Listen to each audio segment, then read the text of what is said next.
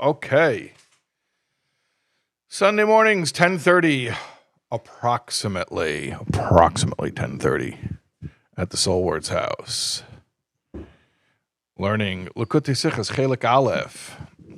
Leave that on the table, please. I want to talk about that, and then you can take it away in 1 second. Hey there, come on in. We're just getting started.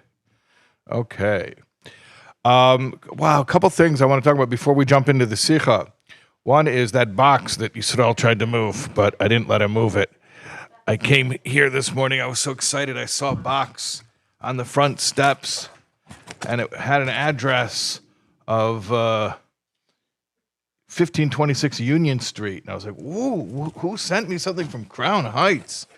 And then I realized it's the shipping department from Chayenu. And look what I got, a whole box. Yossi Pelz, the executive director of Chayenu, was here last week. We just dropped a podcast last night, Motzei Shabbos. And I got my Vayishlach, I got my Vayeshev, I got my Miketz and Chanukah, Vayigash, which is also Chanukah, two weeks of Chanukah. And those are all the regular Chayenus. Then I got my Chayenu 3s. I don't know if this is in order. Vayechi, Chayenu 3. Anyways, I got a whole box of Chayenus. And then what am I going to do with them? I'm going to put them... Oops. Yisrael, can you help me here? I'm getting a little bit overwhelmed by all my... Here. Okay. We got these cool leather cases. Why do we have two? Because one for the regular Chayenu 1 and one for the Chayenu 3. So this is like the Chayenu 3 in the brown leather. See, fancy Corinthian leather over here. And then we have the blue. I got the regular Chayenu. Anyways, very exciting. There's a special campaign right now. Get half off of an annual subscription to Chayenu from Yud Gimel Kislev till Chof Kislev at chayenu.org/subscribe or something like that. At any rate, we're big fans of Chayenu over here. It is Yud Kislev, Yom HaGeula of the Mittler Rebbe. Yesterday, Shabbos, was Tes Kislev, the birthday and yahrzeit of the Mittler Rebbe. Before we get started, I just wanted to tell a quick story. This took place Tes Kislev and Yud Kislev of Tofshin Lamed Hey, which is the winter of 1974, which is the year I was born. I was born in 1974. So this is the first Tes Kislev and Yud Kislev of my life, or of my embodiment here in this world. At any rate, the story's like this. The Kvias was the same as far as this year, Tafshin Pei Vav, where Tes Kislev yesterday was Shabbos, and today, Yom Rishon, Sunday, like we call it in America, is Yud Kislev. And it was extremely surprising that the Rebbe did not Fabrang that Shabbos. The Gabbai was looking at the Rebbe there was a certain signal if the Rebbe would Fabrang on Shabbos. It was signaled by whether the Rebbe would walk away from his stender at a certain point in the announcements or not. And the Gabbai ended up announcing the time for Mincha, which I think was like 4 o'clock or something like that, which meant the Rebbe wasn't going to Fabrang. And they were very surprised because Tes Kislev, that's the Mittler Rebbe's birthday and yahrzeit, and it would have been a day that the Rebbe would Fabrang. At least in those, at that time, it was the pattern that it was expected that Rebbe would Fabrang. It was very, very unusual that Rebbe did not Fabrang. What was even more unexpected, surprising, was that the next day, Yud Kislev, the Rebbe did not Fabrang again. And nobody really knew why, except for in the Rebbe's secretariat. And then years later, it was revealed, the behind-the-scenes story.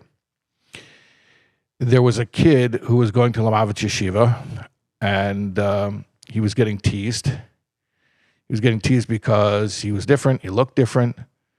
He had a black father, and he looked markedly different, and kids, unfortunately, are not always so tolerant of differences, and he was being teased. And it's painful to admit that he was going to a yeshiva and being teased, but that was the reality. what would a Jewish mother not do for her child? So the boy's mother wrote to the Rebbe and pleaded with the Rebbe to do something about the bullying. And the Rebbe apparently contacted the school and spoke to the principal. And when the bullying did not stop, actually, the Rebbe told Rebbe Chanukah, his chief secretary, tell the principal that if the bullying doesn't stop, I want to know, should I come down to the school myself and make a seder? Obviously, when the principal heard that, he was petrified, and they took care of it. But at any rate, that Shabbos, Tes Kislev, Tafshin Lamed Hey, was the boy's Shabbos of his bar mitzvah, where there was a kiddush. He got his aliyah. There was a kiddush after davening.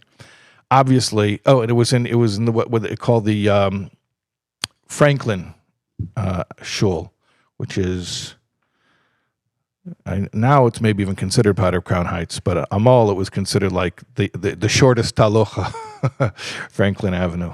I think it's past Bedford. It's toward the Museum Circle. At any rate, so that's where this boy was davening, and that's where his kiddush was. And if the Rebbe would have had a fabrengen that Shabbos, everyone would have run out after davening and not stayed for the kiddush. And the Rebbe didn't want that because the boy was already sensitive to feeling different, and he didn't necessarily have such a big family, the boy, and a lot of friends to support. So the Rebbe didn't fabreng on Shabbos. Then the next evening, Sunday night, was the bar mitzvah party, like in America, like we do. And apparently the Rebbe was aware of that as well, and the Rebbe did not fabreng Yud Kislev, in order that, because the Rebbe knew if there would be a fabreng, and then people would either not attend the boys' bar mitzvah party, or they would attend but leave early. So that's the story. And of course, as Chassidim, we have to reflect upon this. The fact that the Rebbe would cancel a fabrengen, 2 fabrengens, even if this would just be a fabrengen, a regular fabrengen of Chassidim, we know that what a Chassidish fabrengen can accomplish, even the Malach Machol cannot accomplish. So to cancel any fabrengen is a wondrous thing, but especially a fabrengen of the Rebbe. You know what a fabrengen of the Rebbe means?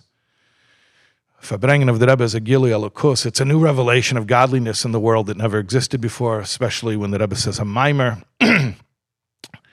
Remember hearing Rabbi Yoel speaking about what is a mimer. It's not just Limud Torah. Every time the Rebbe says a mimer, it makes a new reality in the world that never existed before. And you think about the fact that the Rebbe knowingly, purposefully did not fabreng twice, and what that would have accomplished in the world, which we can't even really fathom. And apparently the Rebbe chose that in the name of anti-bullying and compassion and Avos Yisrael, that it was worth it.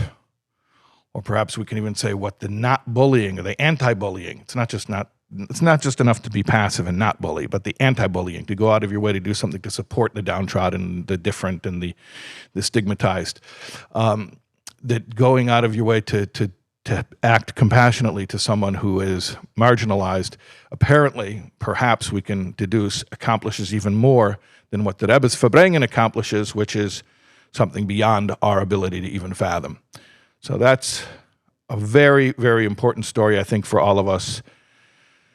When we're preparing for Yud Tes Kislev and we want to be on the same page with the Rebbe, getting ourselves aligned where we ought to be in mind and in heart, it's a very important thing to consider and to reflect upon. Without further ado, I apologize for the long introduction. I felt that was an important thing to clarify. Parshas Vayishlach, page. Move to the left a little bit. Oh, your left. A little less. Like this? Thank you. Okay. All right. Parshas Vayishlach, and you see that the subtitle is Vi Yud Tes Kislev. So the Yud Tes Kislev Sichos of Chelik Aleph Likkutei Sichos are under Parshas Vayishlach, because Parshas Vayishlach is the Shabbos before Yutes Kislev. So I know today is only Yom Rishon of Vayishlach, so we're going to have a whole week to get ready for Shabbos Vayishlach, which is then in turn the Shabbos that we get ready for Yutes Kislev, so we'll have plenty of time for Achanas. And today is Yud Kislev, and we all know the connection between Yud Kislev and Yutes Kislev, like the Chassidic saying goes, the Yud Kislev is the birthday of a Chassid, Yutes Kislev is the Bris Milah of the Chassid. Okay. Aleph. Yeah, you can take that away. Thank you. Okay. Auf ein Pasuk, im Lavan Garti, sagt der Rashi Taryag Mitzvos Shemarti. And the verse, Yaakov is speaking to Esav, and he's saying, Im Lavan Garti, I sojourned. I never used that word in real conversation, but I hung out with. So Garti means I wasn't dwelling there in a kvios, and that's kind of the point of this Sicha. I was like, I was residing there. I resided with, that's how I'm going to translate. I resided with Lavan. And Rashi says, what does it mean? It's a code. Garti, the letters Garti is Taryag. Taryag is 613. So I sojourned, I resided, I dwelled, or is it dwelt with Lavan, and I kept 613 commandments. Says the Rebbe, is nicht verstandig in them, it's not understood. Three things. Aleph, die Sheiches von dem Drosh auf den Pasuk für Taryag ist Garti, Mitzvos Shemarti, zu Poshten Pshat von Pasuk, Garti, Maloshin Gerus.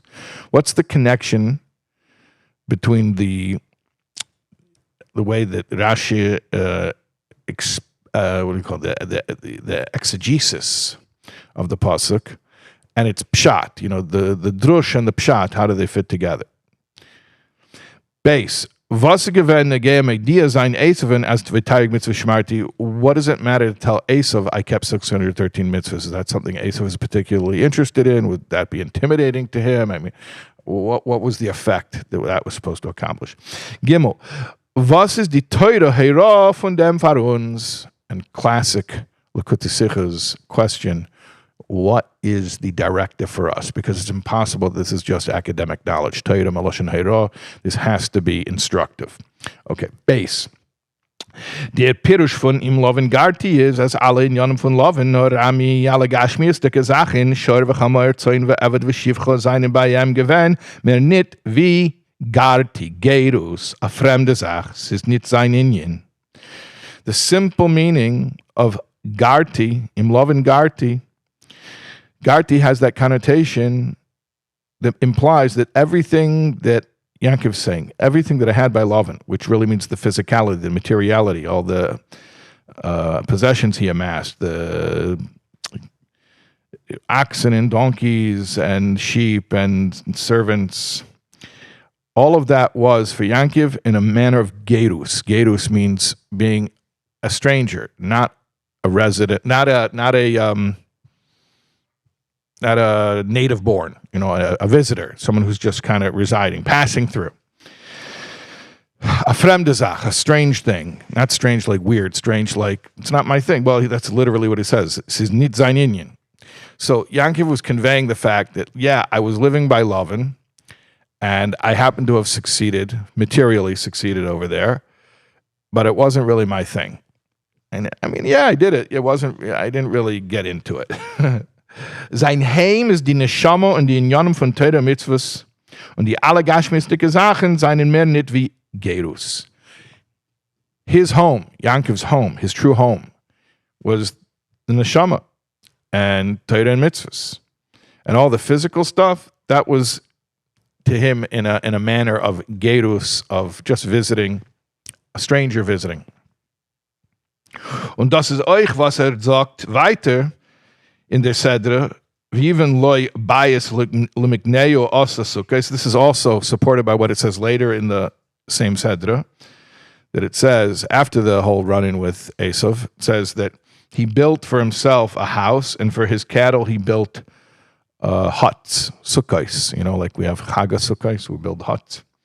What does it mean, loy? He built for himself, loy with a vav. Loy zu em, das heißt zu sein etzem, for himself, for his essence. What's his essence? Neshama, mit ihrer inyanim, the soul, and everything that belongs to the soul. Hat gebaut a bias diras kva. He made an established house, permanent house. And for his cattle, what does that represent? So die Gashmis, die Gesachen, was sie seien zugekaufte. The cattle means the possessions, the things that he acquired. Warum die Neshama mitzad Atma befragt Neshama Lamaila darf es nicht haben und noch mehr, wir hat nicht kein Scheiche, sie hatten kein Scheiche zu dem, mehr nicht was kumme die Glamata kauft sie ein Dvarim Gashmim. So the soul itself has no relationship with any of these physical acquisitions. It's just that down here in the embodiment, it needs to deal with this stuff. So for that, Asasukais, he made booths, huts, which means dirasarai, a temporary dwelling. Okay, so it's the same concept. For him, meaning his real self, his deepest self, which is the soul, that was where he found permanent dwelling with his spirituality. The physical stuff, and he did very well physically. We spoke about it last week in Vayetze. There was a whole arichos in last week's Sicha about how Yaakov Avinu was this immigrant who came to the land and he didn't assimilate and he ended up doing incredibly well materially. So same kind of concept here is that he did very, very well materially, but it wasn't something he really got into. It wasn't like it not only wasn't his main thing, it wasn't even his thing. It was, I guess, sort of incidental. It was, you could call it temporary. Yeah, it was part of what he did, but it wasn't his identity. Kwekers mit Avraham Admur hat der Zelt in a Sicha. A Wort von dem Mezritche Magid, was hat gesagt, as in dem Heim is anders.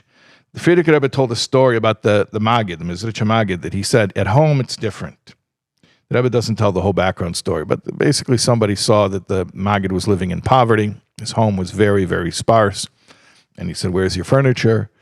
This guy was a businessman who was passing through Mezrich. And so the Maggid asked him, well, where's your furniture? He's like, what do you mean? I'm traveling right now. I don't travel with my furniture. My furniture is at home. And the Maggid says, me too. I don't travel with my furniture. My furniture is at home.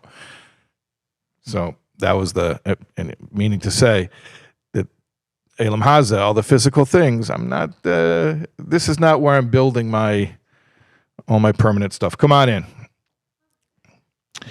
In dem Heim darf man Tage als haben. At home you have to have everything, true.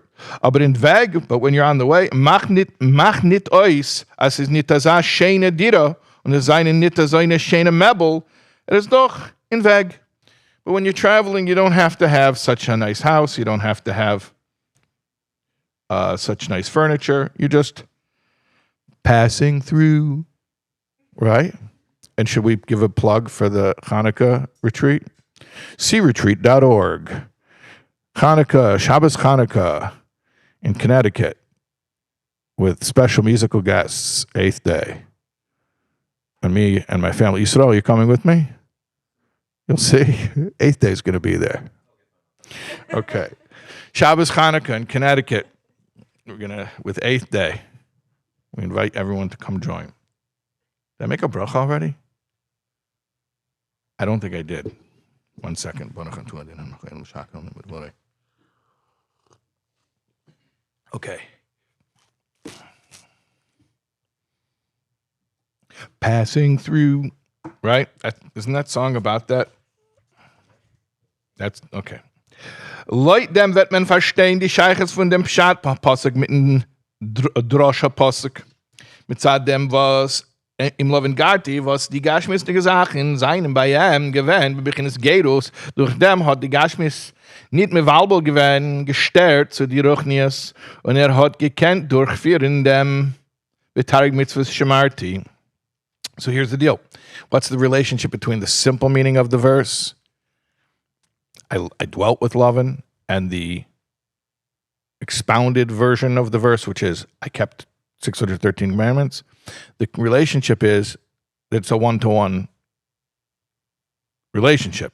That if you only dwell with Lavan, meaning you don't become his peer, you don't become assimilated to him, you don't identify with him, you have an attitude of I'm a stranger here. I'm literally just passing through, even though you're doing incredibly well materially, but you don't form attachments to the material life. So that's how you're able to keep 613 mitzvahs. That's the relationship. So we answered our first question. Yeah? We had 3 questions. One was, what's the relationship between the homiletical interpretation that Rashi brings and the literal version or the literal meaning of the verse? So we explained that. The second question was, why tell Esav? Third question was, why tell us? Why do we need to know this? How does it make our lives better? Okay. By the way, the theme here of this Sicha is very much about how to strike an appropriate relationship with the material plane, with physicality, and the next Sicha as well. And if you'll remember from Parshas Vayishlach, Chelik Aleph, that was a theme as well. When we spoke about everything Sarah tells you should listen to her voice, but hold on, this is speaking to Avraham, who the Zohar says represents the soul, and Sarah represents the body. Why should the soul listen to the body? We said when Mashiach comes, the body will become so refined that it will actually give influence to the soul instead of the other way around. And this is a common theme in Chassidus in general, especially in the Rebbe's Torah, especially as we get closer to Mashiach, when the physical will be refined. So the Rebbe is teaching us here how to have a healthy relationship with the material. Because, before the Baal Shem Tov, the relationship with the material was asceticism. You deny the material in order to be spiritual. And comes to the Baal Shem Tov and says, no, you don't deny the material. You engage with the material. But on the other hand, you don't become a hedonist, because if you engage with the material and then you think the material unto itself for its own sake is important, that's actually incredibly destructive.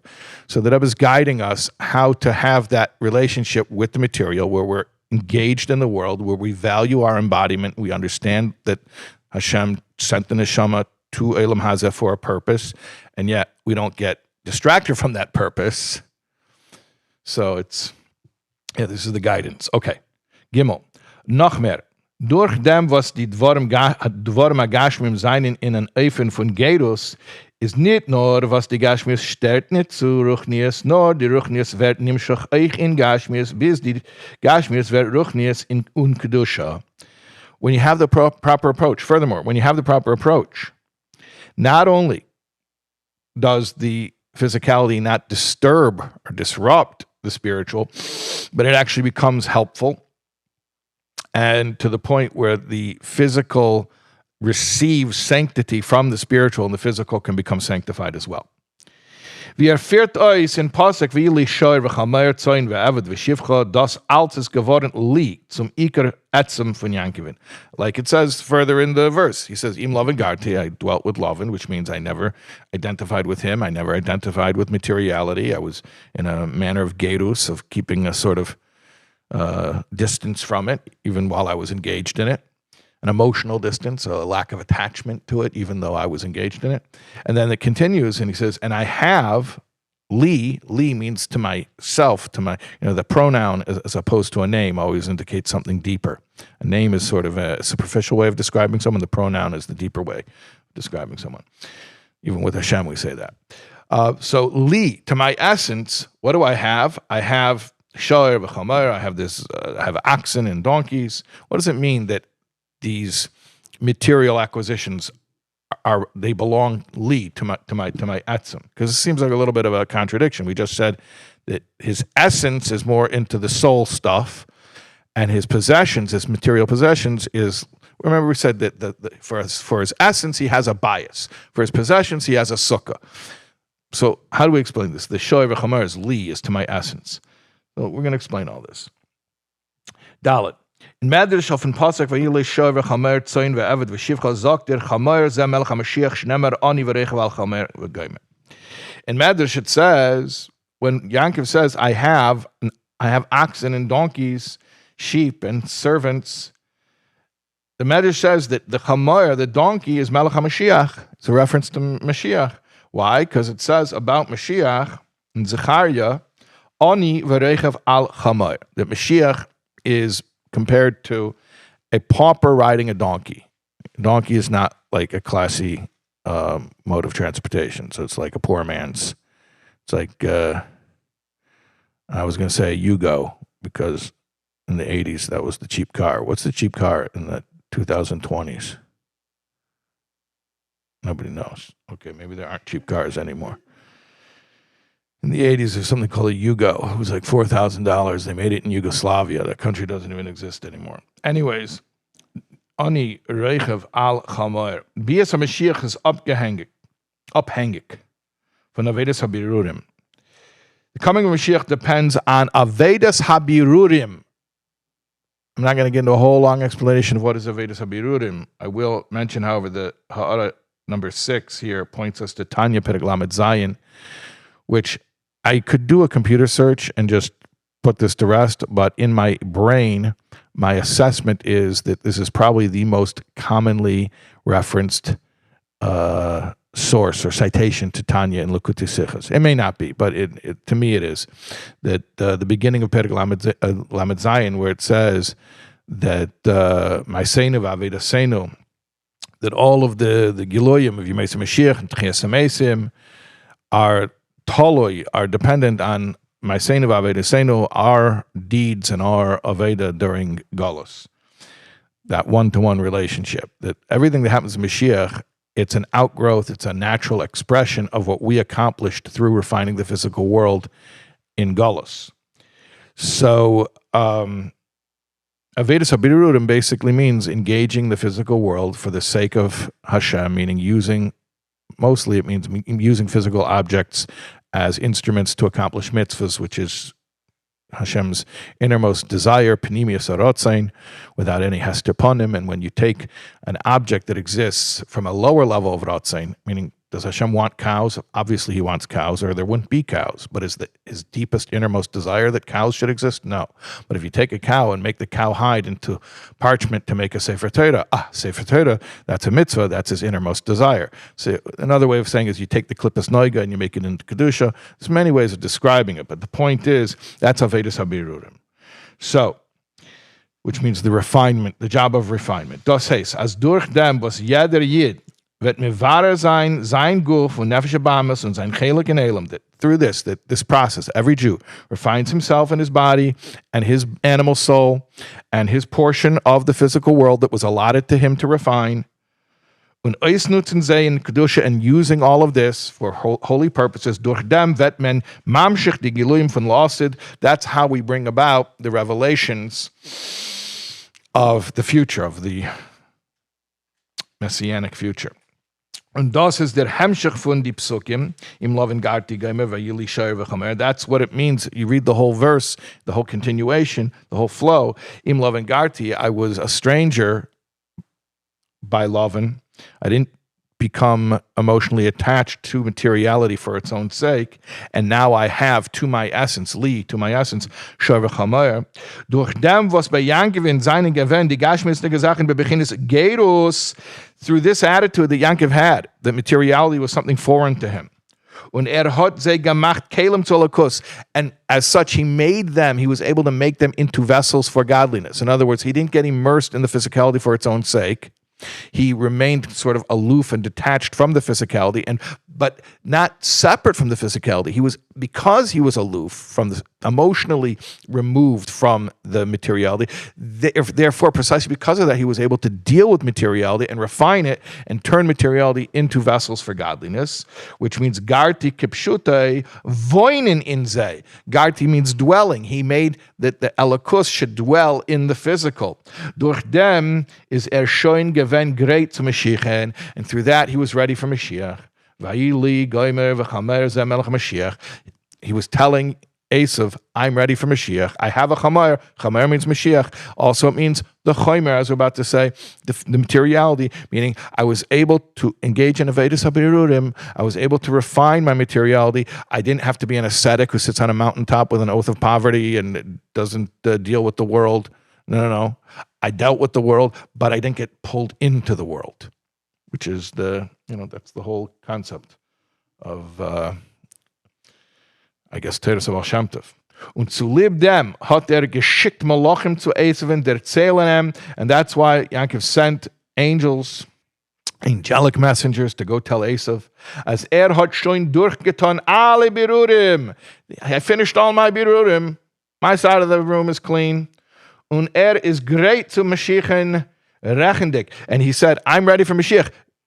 making the calculation that what? As Esav is showing la'achar birur, that Esav is also after his birur, that Esav also is refined. And for Esav's part, Geula can come already. Yaakov is saying, I'm ready for Geula. A Geula, it depends on Avedus Berurim. I finished my Avedus Berurim. I did a ton of it by Lavan. And the way I was able to do a ton of it at Lavan was because I didn't get pulled into it. I had that Gerus attitude. So Yaakov is telling Esav, I'm ready for Mashiach. How about you? Of them haben die Malachim geantwortet. Banu Elachicha al Esav, the Malachim came back and said, I'm sorry, we were by your brother, by Esav. They said, Achicha, Esav. Von dein Seite is schon Achicha. From your perspective, he's your brother, meaning you're ready, he's ready, from your perspective. Bishoin greit zu de Geula, you're ready for Mashiach. Aber von sein Seite is noch Esav. But from his side, he's still Esav. Kedem abira, he's still before the refinement. B'meila can noch nit kommen die Geula, Mashiach cannot yet come. Okay. So I knew I was going to teach this Sicha today. I knew it for weeks. I started looking into the Sicha last week. Shabbos, I was actually in Crown Heights. My family and I spent Shabbos in Crown Heights. My daughter had something at school for Shabbos, so the whole family stayed in Crown Heights. And so I was davening at 770. I was upstairs at 770 last night. No, not last night. Last night was Motzei Shabbos, 2 nights ago, Friday night. Western Wall, first time ever there. No, Friday night, upstairs 770, outside of the Rebbe's room. And I was thinking about this Sicha where the Rebbe said, Yaakov was ready for Mashiach. Esav was not ready for Mashiach. But I remembered in Tafshin Nun Beis, Parshas Vayishlach, the Rebbe said, now Esav is ready for Mashiach. And I was thinking about this, and this Bacher, Moshe Nachman, came by, and I said to him, hey, find me a Sefer Sichos Nun Beis and get me the page where the Rebbe speaks about Esav is now after the birur. I waited 3-4 minutes. He came back. He got me the Sefer. And it was funny because the next morning I davened in the late minyan, the basement. 770 is a basement, but there's a basement below the basement. People don't realize. There's like an 11 o'clock shachris down there. That's why I went down there. And when I was finishing, I was looking again at Sefer Sichos Nun Beis. And Moshe Nachman came in again. He said, you've been looking at that all night. So I wasn't looking at it every second since you handed it to me, but I was looking at it a lot. Okay, so here's what I feel like. If I wanted to make life easy, I would just avoid talking about this, but we're not here to make life easy. As you know, we spoke about it in the first class. Likkutei Sichos was published in Tafshin Chav Beis, right? I have here this is a first printing, a 1962 printing, right? And there's, in the forward, there's a letter from Aguch, actually from Tzach, from Yod Aleph Nissen. No, it's the letter from, Yod Aleph Nissen Tafshin Chav Beis, yeah. Okay, here. What happened? Okay. Yeah, okay. Anyways, so this is Tafshin Chav Beis. I mean, this Sicha that I'm learning with you right now is 2 Sichas, actually. It's Shabbos Parshas Vayishlach, Tafshin Tes Zayin, and Tafshin Chai. So 2 different years from 1950. I guess you gotta do the math here because Vayishlach's in the winter. So it would be 1958 and 1950. How do you do that? 7 and 1959. Yeah. Okay, but the point is, Likkutei Sichos came out in 1962, but then in Tafshin Nun Beis, Vayishlach, which was the winter of 91, so you're talking about almost 30 years later, the Rebbe said, we've got news, Surah Sagula, tidings of redemption. And one of the things that Rebbe said was that Esav is now ready.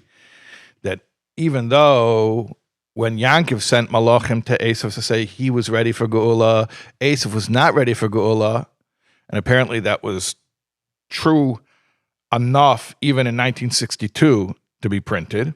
The Rebbe says here, clearly. And this is all based on a mimer of the Alter Rebbe from Torah, where the Alter Rebbe explains how Yaakov was ready for Geula before his confrontation with Esav. Esav was not ready for Geula.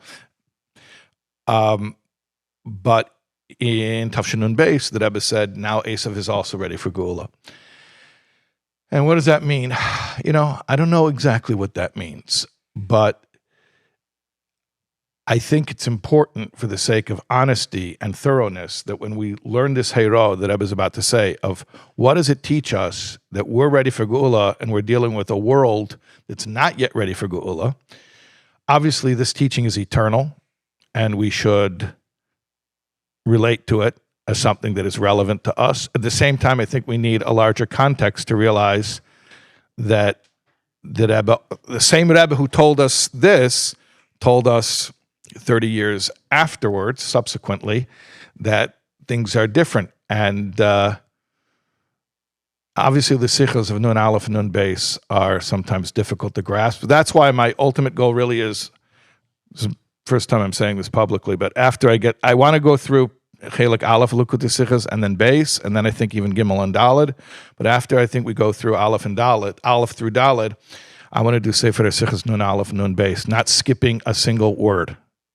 Not skipping a single word. And dealing with whatever it says there.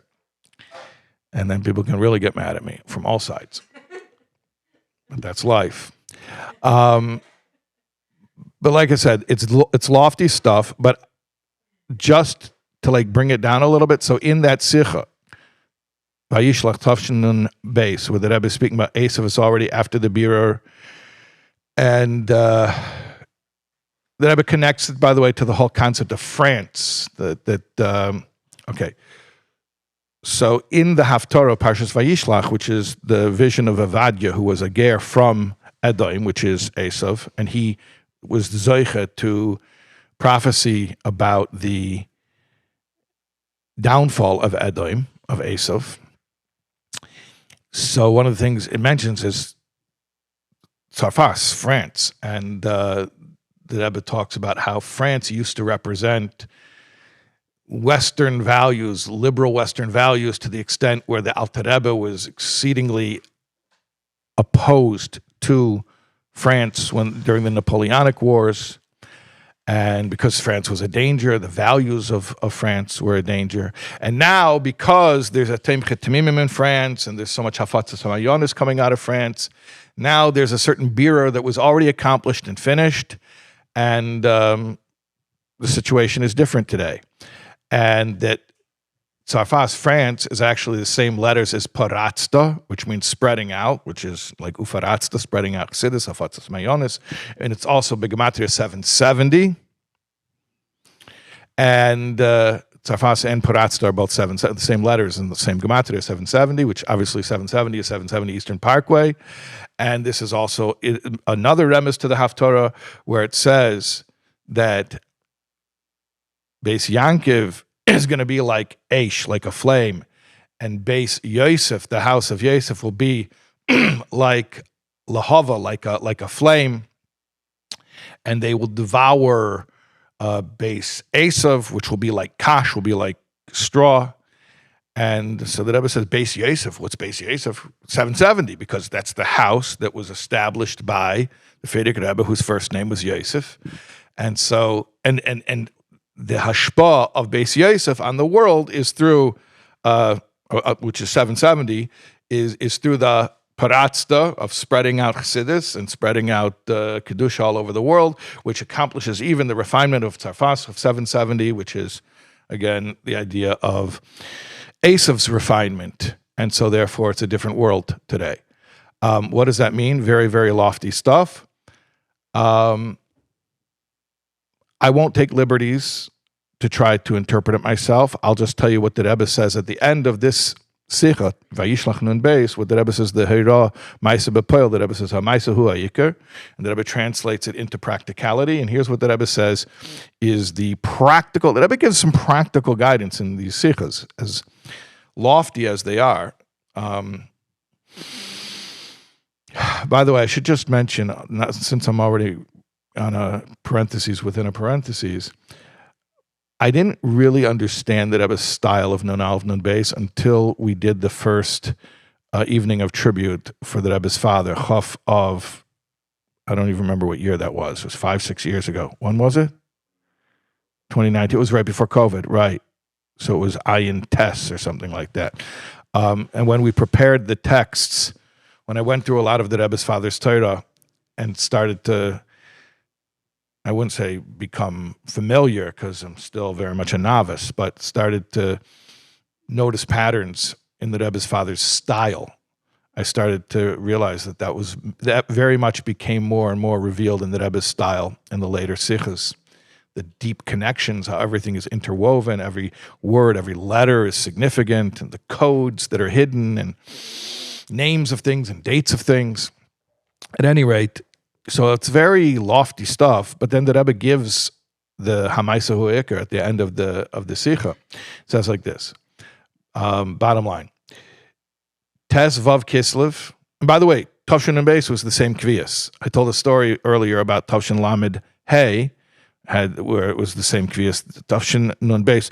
Well, Tavshin Nun Beis wasn't entirely the same Kvias because Kislev was Male, Kislev and Tevis were both Male, but at this point, meaning what was similar was that the Shabbos before Yud-Tes Kislev was Shabbos Vayishlach, and it fell on Tes Zayin Kislev, which, by the way, is my father's first yahrzeit coming up. So if you want to hear me daven for the Almid Shabbos, you can come to Cedarhurst. So the Kvias was like this. Erev Shabbos was Tes Vav, which is the full moon of Kislev. And then Tes Zayin, and then Yud Zayin, Behemshich to the full moon, and then Yud Ches is Erev Yud Tes Kislev, and then Yud Tes and Chof are Yomim Tevim on their own, and then you have the Yemei Hachana to Chanukah. So basically, the Rebbe said that the Ma'aseh Hu Ayeka of understanding that Esav is ready for refinement is that we should make a fabrengen in every single place, every night, from Tes Vav through Chaf Hey, and that every place should have a fabrengen that is like the Mokim Merkazi. It's interesting, I'm thinking about the event we did Chaf Av with Menachem. Tavshin, you said it's Tavshin Ayin Tes, because one of the questions was like, well, can anyone just make an event? So in this, the Rebbe says very clearly, it's a Mugdik Sicha from Nun Beis. The Rebbe says that every place should make an event. It shouldn't just be the Mokim Merkazi, and every place should make an event on the level of not being a tuffle, but being an Iker, and it's okay. It won't outshine the Mokim Merkazi. It won't outshine the main place, and to the contrary, it's Kinesof from Tarbe Chochma, and every place will raise the bar because of it, and there should be no tuffle and no Iker, and one of the things this does is shows that everyone is a mashpia. It's interesting. How is that going to be possible? Everyone's a mashpia. And the Rebbe says, but that's Mashiach, because when Mashiach comes, it used to be in Galus that the moon is a makabel from the sun, which is a mashpia. Mashiach comes, even the moon will also be like the sun, so everyone will be a mashpia. So don't worry about the fact that there's the main place, and they have the main thing, and you shouldn't outshine them, literally outshine, no pun intended, moon, sun. But every place should have the best possible level of celebration, and this will be good for everybody, show that everyone's a mashpia. And then one more thing that Rebbe says, and then one more thing. Every individual should make 3 fabrengens for Yud-Tes Kislev. With himself, with his family, and with chaverim v'yedidim. Okay, 3 fabrengens every individual should make. It's a lot of fabrengens. You come to my fabrengen, I'll come to your fabrengen. Okay? With himself, it's like Purim. Yeah, I'll give you my Shalach Manas, you give me mine, then we have that. That's our Purim Suda. Very good. All right. So every individual has to make 3 fabrengens with himself, with his family, b'nei Beisai, and with chaverim v'yedidav. Chaverim v'yedidav, with his friends and friends. I'm not sure the diok of chaverim and yedidim. I think yedidim you actually like. But it doesn't matter. The point is, you have to make 3 fabrengens. Every individual has to make 3 fabrengens. And what does this show? Again, the Rebbe says that everyone is a mashpia. I've always said that it's unhealthy for Lubavitchers, really for every yid, but with Lubavitchers, you especially see it, to not be mashpia. When Lubavitchers are in a mode of being served, it doesn't work well. It's not healthy. They have to be the servers. When Lubavitchers are serving, they're very healthy. When they are being served, it causes dysfunction. So, at any rate, Esav is Achar Abirur now, since Tavshnun Beis, Esav is already Achar Abirur, and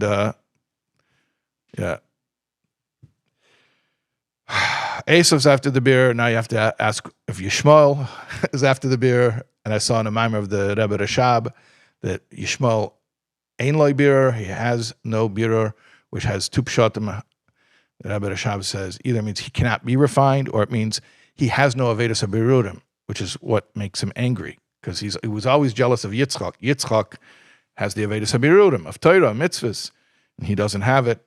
So to the extent where Esav is so refined that if anyone from Esav is not acting in a refined way, you say you must have taken money from Qatar. Right? Doesn't that show that I don't know, maybe. Okay, at any rate, everyone should make farbrengens, and every single location should have a farbrengen on par with the main place, and it doesn't outshine the main place, it only raises the bar for everyone. That's it. Okay. Back inside. Hey. Yeah, that's where we are. Okay. Torah und ihre Heroes seinen ewig. Torah and her teachings, her instructions are eternal. So we just said, if the Rebbe said something in 1962, it's eternal. Even if in 1992 he updates it. For jeden Jiden und jede Zeit und in jeden Ort. For every Jew, in every time, in every place. Die Hera von dem allem is. So here's the Hera. Jeder Jid darf wissen, als filo oib mitzad dem Arum, mitzad der Welt, ist noch nicht roi, es soll schon kommen die Gula. Warum die Welt ist noch nicht mevuror. Every Jew has to know this, that even if his environment around him, the world, is not ready yet for Mashiach, because it's not yet refined. And as we mentioned, now apparently the world is refined enough for Mashiach. And the Rebbe said the fact that Mashiach isn't here yet is not understood. In other words, the amount of refinement is not what's holding it back anymore. That critical mass has been reached, and the fact that Mashiach isn't here yet, at least since 1992, is not understood. There's no logic for it. Okay. So the Hira here from 1962 is, even though the world around you may not be ready for Mashiach, aber von sein Seite, but the Jew, for himself, on his side, darf zugreiten sich mit alle seine Inyonim, the Jew has to get himself ready and all of his stuff, his donkey and his oxen and donkey and sheep and servants. He has to get himself and all of his possessions ready for Geula. And how much more so if the world is ready for Geula. Okay. Und die Achona zu dem is im Lavan Garti. And how do you get yourself into a mode where you are ready for Mashiach and you and all of your physical stuff are ready for Mashiach? It's the attitude of im Lavan Garti, which we said means holding an aloof attitude to materiality. And dar wissen, as ganz elam haze is mehr nit wie Garti, garen echibaretz. He has to know that physicality is just a passing through kind of phase. And I'm dwelling in the land. Dwelling meaning temporarily. The ganze Yemeshna say no bohem shiv mshana v'im big vorishmenim shana v'yu yamav me'avasim shana. His whole life, the 70 or 80 years, and the Neshama wears and tears, or even the 120 years, zayde mer nit vi Garti. His embodiment is a time of passing through. Und demult is the Gashmis nit kein stira zurücknis. And then, if that's the attitude, materiality is not a contradiction to spirituality. Und durch dem hat schor v'chamar tzayin v'evet v'shivcha eichen Gashmis. And then, you know what the good thing is? You're also going to have material abundance. For Yaakov, it was livestock and stuff like that. But in 2025, almost 2026, it's different stuff, different assets. But the point is that when you have the healthy attitude toward materiality where you don't value it for its own sake and only for the sake of the Avedis Habirudim and getting the world ready for Mashiach, then you can also be rich. Why not? It's not a contradiction to spirituality. And to the contrary, it can help your spirituality, as we're going to speak about even more. We spoke about it a little bit already. We're going to speak about it even more. Und durch dem, was greit zu sich mit seinen Jonem zu der Geula, peilt es euch in Welt. And when he gets himself ready for Geula, he gets by extension, he gets the world ready. Worum der Elam is a shakel. Gleich auf gleich. Because the world is perfectly balanced. This is from the Rambam, right? So many times that I've brought this Rambam from Hilchos Tshuva. Bemela is mit ein guter Pu'ula wird machria sein die ganze Welt und bringen die Geula und in der ganze Welt. So with one good deed, he can tip the scales and bring redemption to the whole world. Wie der Rambam paskint, like the Rambam paskins, Yisrael sha'esim tshuva miyad nigolim. When Yidden do tshuva, they will be immediately redeemed. And the Alter Rebbe is meisiv. And the Alter Rebbe adds, take it from miyad. Not just miyad, but the words take it from miyad. You see, the Rebbe favored that phrase, take it from miyad. Bemele is nicht guckendig auf ein Matze von Welt, kann durch tshuva peilen die Geule Protes bei sich. So, therefore, irrespective of what the status of the world may be, he can do tshuva, and he can bring his personal redemption, the Geula Protes, und euch die Geula Klolis in der ganze Welt, and then by extension, he can also bring a Geula Klolis, he can bring an objective Geula for the whole world. And the Rebbe is saying this when the world was not ready for Mashiach. The world was not yet refined, and the Rebbe says, you with your own tshuva can bring Geula to the world. How much more so after the Rebbe said in Tavshin Nun Beis, the world is ready and there's no logical reason holding back Mashiach. Vav. Everything is by divine providence. Die Geula von alten Rebben mit Chassidus, Yutes Kislev Tav Kuf Nun Tes, is gewen in der Woche, was noch Shabbos Parshas Vayishlach, in welche es seinen, die über der Monte Herois. Yutes Kislev, the redemption of the Alter Rebbe, in the year Tav Kuf Nun Tes, was in the week. It was on a Tuesday, the day in which there is double good. But the Shabbos before, actually this year it's also on a Tuesday. But the Shabbos before, and in Tavshin Nun Beis it was as well. I think that Rebbe speaks about that in that Sicha Vayishlach Nun Beis. That the Shabbos before Yutes Kislev is Parshas Vayishlach, in which we have all of these heroes about having a healthy detachment from Gashmias actually allows you to use Gashmias for a holy purpose. Chassidus gibt jeden dem Koyach auf nicht rechnen sich mit dem Matze von Welt. Chassidus gives every Jew the ability not to calculate, not to think, not to take too seriously the status of the world. Durchton bei sich die Aveda von Lavan Garti, and to accomplish the attitude of Lavan Garti, which again means the healthy detachment from Gashmias. B'meila zu kommen zum vayili v'chamer zeh melech Mashiach, and that allows us to come to a level of Mashiach where we can actually not only not be distracted from our mission by materiality, but we can actually take materiality around us and align it to our mission, which ultimately is the definition of Mashiach. Mashiach is the refinement of the physical world, of materiality. Chassidus is a hachana and a kli zum Gilui HaMashiach. As the Chefuta meine Secha Chutza is called Osimar, B'mheir of Yameinu. Chassidus is a preparation and a vessel for the revelation of Mashiach. That through, like Mashiach told, the soul of Mashiach in Gan Eden told the Baal Shem Tov in his Liyas and Neshama and his out-of-body experience, through the spreading out of the Baal Shem Tov's well springs, the Master, Mashiach, will come speedily in our day. Okay, that's the end of the first Sicha. That is, again, I said, from Parshas Vayishlach, from 2 different years, Tavshin Tes Zayin and Tavshin Chai. Okay, next Sicha, starting from, let's take a 10-second breather there. Okay, it was intense. We had a lot of stuff there. We mentioned the Sicha from Nun Beis, and I need 10 seconds to breathe. Okay, l'chaim. This is just coffee. It's a disclaimer I always have to say.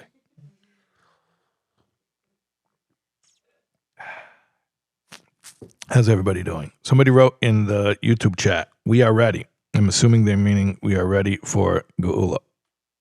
I'm assuming from context. Okay.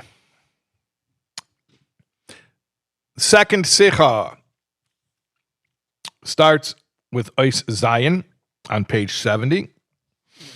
And this Sicha is from Yutes Kislev, Tavshin Chai. Same year as part of the Sicha we just learned, but it's on Yutes Kislev itself.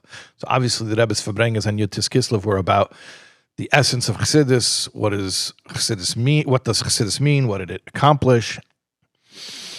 What does it accomplish? So we're continuing the theme that we just learned about materiality and the refinement thereof and its connection to Chassidus. All right, Zayin. In dem der Mountain Midrash steht, v'chamer ze melech Mashiach, ist nicht verstandig, für was hat Yaakov Merames gewend die Geula Asida in dem Inyan von Chamer Davke. So we mentioned before that the Chamer is an allusion to Mashiach, but now we're asking another question. Why specifically does Yaakov Avinu use the Chamer, the donkey, to hint to Mashiach? Es steht doch in Gemara Ksiv, Varu im Anoni Shemaya Goimer. As Mashiach wird kommen durch Wolken. Basically, Rebbe is going to say there are different ways to hint to Mashiach. Donkey is one symbolism, but we have another symbolism, which is the cloud, like it says in Daniel. And I wasn't sure how to translate Varu. And I looked up, Daniel is in Aramaic.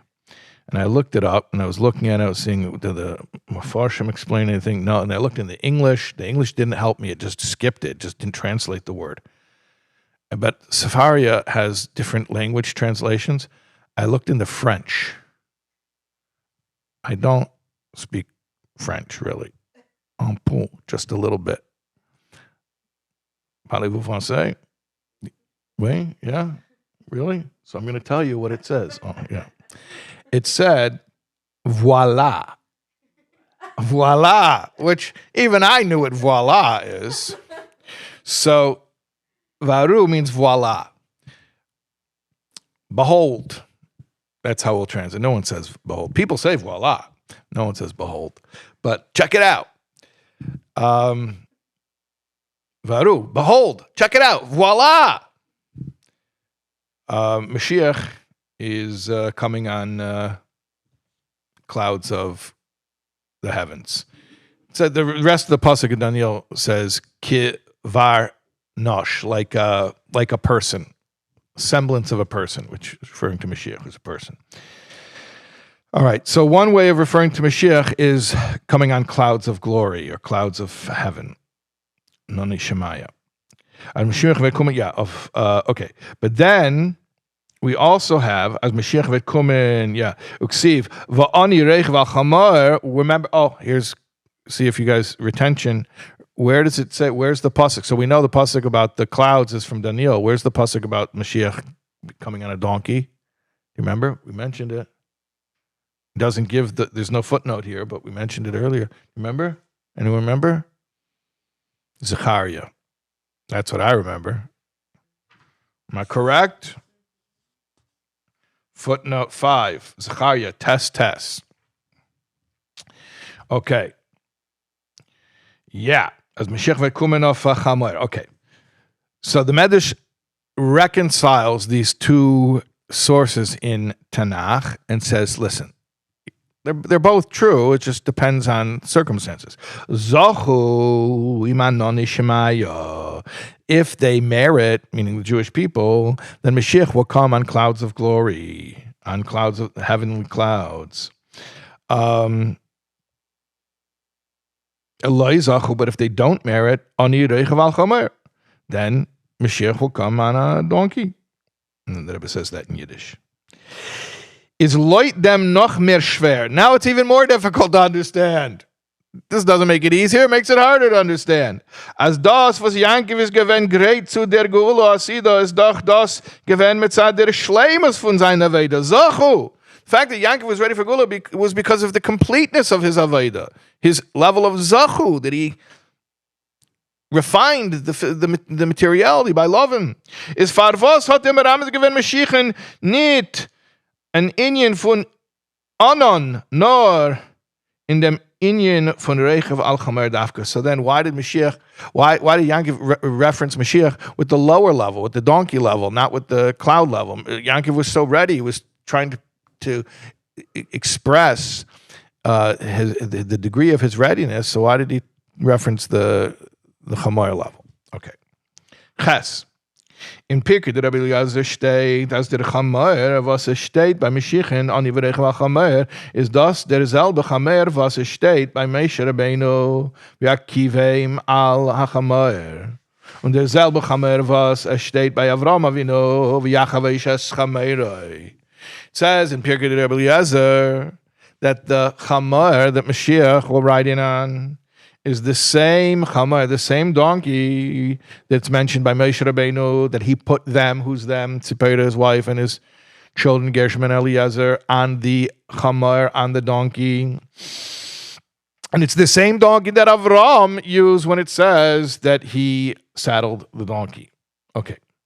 Das heißt, as Avraham, Moshe mit Mashiach sein in a Hemshech von dem selben Inyan, this means that Avraham, Moshe, and Mashiach, going in chronological order, are one continuation of the same concept as represented by their relationship with the same donkey. Avraham hat angeheben schnell auf dem Torah. Avraham began the 2 millennia of Torah. You know, we have millennia that are corresponding to days. Each millennium is like a day. And so the 7th millennium is like the 7th day is like Shabbos. And we're in Erev Shabbos, because we're in the 6th millennium right now.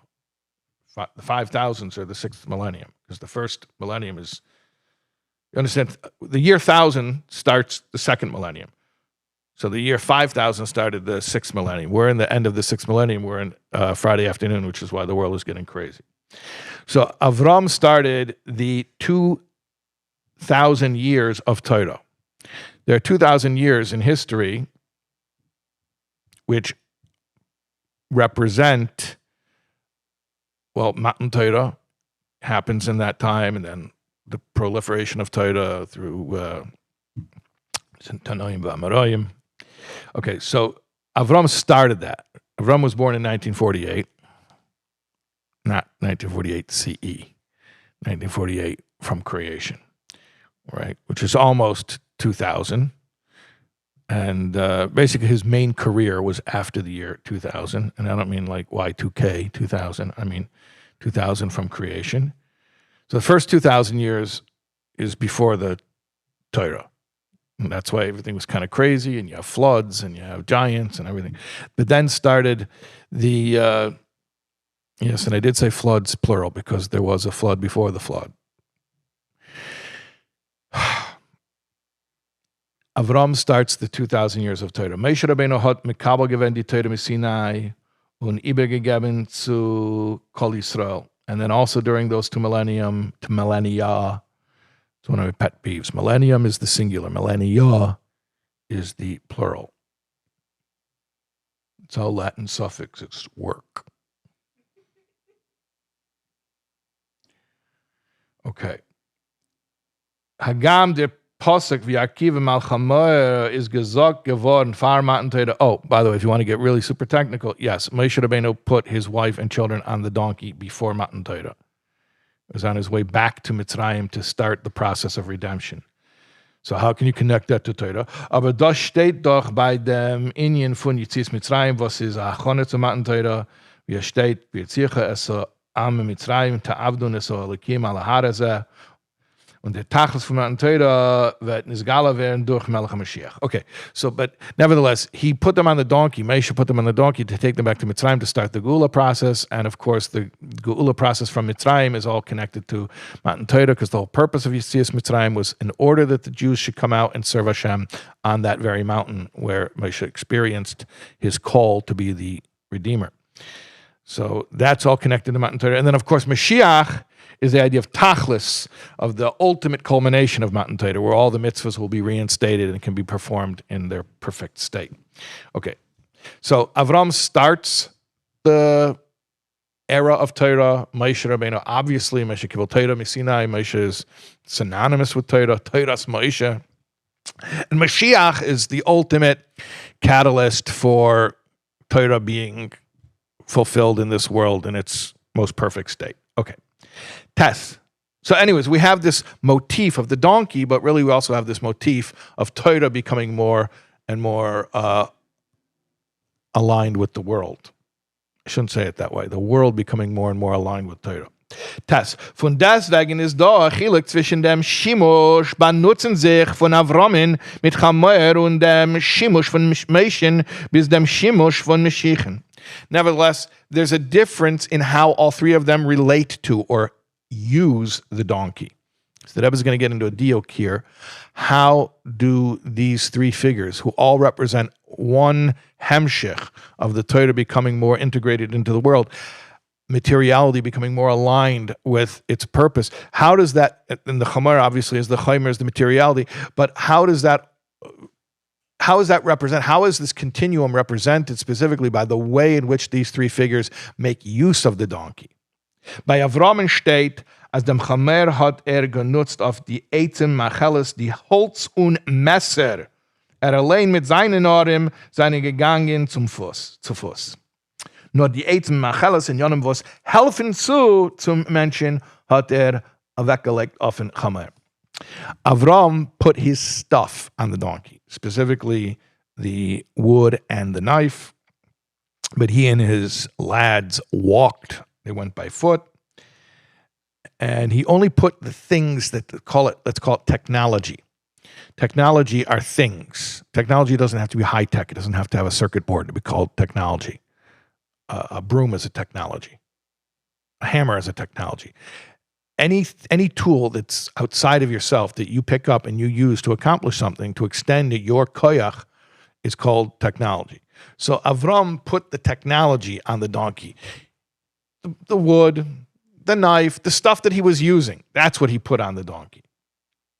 By Moshe Rabbeinu steht, v'yikach es ishtoi ves bona v'yakiv mal chamer. By Moshe Rabbeinu it says he took his wife and children, put them on the donkey. Ishtoi vonav seine Sach nannte zu Menschen wie Eitzem Macheles. Now, it goes without saying that a person's wife and children are a lot closer to him than his stuff, than his wood and knife. Varum ishtoi is doch eze kenegdai, a wife is the helpmeet. Kagufa damya, she's considered actually like your own body. And what about a son? Bra. Kare davua, a son is the foot, the leg, the extension of the father. Was yerech is der niedrige Teil von der Menschen allein. The yerech, the thigh, is the lower portion of the person. In other words, it's not the person himself, but it's almost the person. It's his wife, it's his children. So that's a closer relationship with what was being placed on the donkey. With Avraham, it was only possessions. With Moshe Rabbeinu, it was wife and children, which are almost oneself, but not quite. By Mashiach steht, Ani v'reich v'al chamer, Mashiach allein wird sein reich v'al chamer. But by Mashiach, he himself, he puts himself on the donkey. Okay, so what does that mean? Interesting observation, but what does it mean? Der Inyan von Shimush v'rechiva, reiten auf ein Eisel, ist was durch dem kann kommen der Mensch mit seinen Inyanim in einen Ort, was mit seiner Heuchkeit oder Weitigkeit can man on dem chamer nit zukommen hin. The idea of riding on a donkey is that you can come to a place that either it's too high or it's too far to come to without the donkey. And same thing here spiritually. What does the chamer accomplish? Was chamer weist auf Chomer, wie es ist bewusst, der Teich von Baal Shem Tov auf den Pasuk Kisira Chamer Gomer. Chamer is the materiality. Like we know from the Baal Shem Tov's Vort, when you see the Chamer, the donkey of your enemy, and the Baal Shem Tov explained, when you see the Chomer, your materiality, as your enemy, and you want it to collapse under its load, no, do not do that. You must help it. You have to be kind with the body.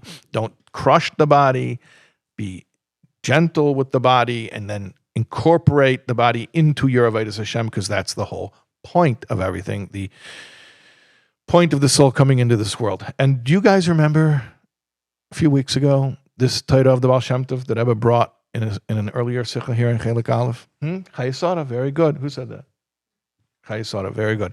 Remember, because we were speaking about how is it possible? The Zohar says Sara is the body and Avraham is the soul, and Avraham is supposed to listen to Sara. The body is supposed to listen to the soul. And we said, yeah, because they were already experiencing what it's going to be like when Mashiach comes, the elevation of the body, and the elevation of femininity, for that matter, and the elevation of the physical world and of creation. And we're going to see the ultimate infinity in the finite. We're going to see Hashem's essence most markedly in Elam Hazeh, not in Elam Elyonim, not in the spiritual realms in Gan Eden. To the extent that the souls in Gan Eden will have to make a U-turn from all their aliyahs and come back into embodiment through Tchias HaMesim. So what we're really speaking about here is the Baal Shem Tov came to revolutionize the whole point. Remember, this is a Yutes Kislev Fabrengen. So the Rebbe is speaking about the essence of Chassidus, on Rosh Hashanah Chassidus. The Baal Shem Tov came to revolutionize our relationship with our embodiment. And this is something you see so clearly today is a burning issue, that we have more people than ever who are sensitive souls who struggle with embodiment.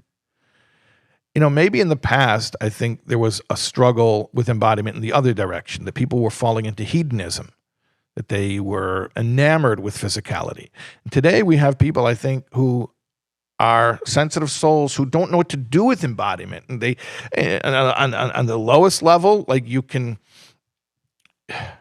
unfortunately, it causes people later in the Sicha, actually, not this Sicha, the next Sicha, actually, the Rebbe is going to mention Nadav Avihu syndrome, which is what I call it. The Rebbe doesn't call it that, but the Rebbe references Nadav Avihu, and the Avraham HaKadosh, the way he explains it, basically people who are uncomfortable in their own embodiment, uncomfortable in their own skin, and they want to go fly away and have Klois HaNefesh and escape the physical world. Teres Baal Shem Tov came to help heal our bodies and our relationship with our bodies, and to embrace embodiment and to have healthy embodiment. And really, when we speak about Mashiach, for sure Geula Protis, but maybe even the Geula Klolis, what we're really speaking about is developing a healthy relationship with physicality. And all these concepts that now the world is talking about, you know, they speak about it in negative terms, about trauma, how it affects the body. But by the way, I saw a letter in Nigris where the Rebbe is speaking to some girls from Kfar Chabad who are complaining to him that they lost touch with their spirituality, and they say they're apathetic. And the Rebbe says, but your parents and grandparents are Moshe Nefesh for Chassidus, and clearly that spirit of Mesiras Nefesh has left a permanent mark in you. Meaning to say, we speak about epigenetic trauma, like your grandparents got messed up and now you're also messed up. The Rebbe speaks about epigenetic strengths. Your grandparents revealed something awesome. Now you have that awesome thing, even if you didn't live it. So the point is, the physical is very, very real and very important. And if the soul weren't meant to deal with the physical, Hashem would have left the soul in its natural habitat where it's very comfortable and happy, which is in the heavens. But we came down here for an embodiment experience in order to accomplish the ultimate revelation of godliness, which is the infinite as it's revealed in the finite. So this is the essence of Teres Baal Shem Tov, and that's what it means that Chassidus came to prepare us for Mashiach. That Mashiach is the ultimate refinement of the physical, and Chassidus comes to teach us how to have the proper relationship with the physical. And again, it doesn't mean that Chassidus is our excuse to be hedonistic people who are pleasure seekers, and God forbid, that we get into physical things for its own sake. God forbid, to the contrary. But it also doesn't mean we have to do the opposite extreme and be ascetics and renounce the physical. What it means is we can be very much present in the physical. We can have a centered and grounded embodiment experience where we're not fighting embodiment. We can feel aligned with our bodies because our bodies have become tools for the mission. Okay. Das heißt, als durch eus Edlen und eus Leitenen, die Chumrius und Gashmius, kann man zukommen und aufheben sich zu einer Dräge, was die Neshamen mit der Atzme kann ahin nicht zukommen, also wie es steht, worauf Tvuos bechoyach shoi. What it means is we can refine the physicality so much that we can actually lift the soul to a level where it cannot reach on its own, which is reflected in what Shlomo Melech, the wisest of all men, says, there's much yield in the strength of an ox.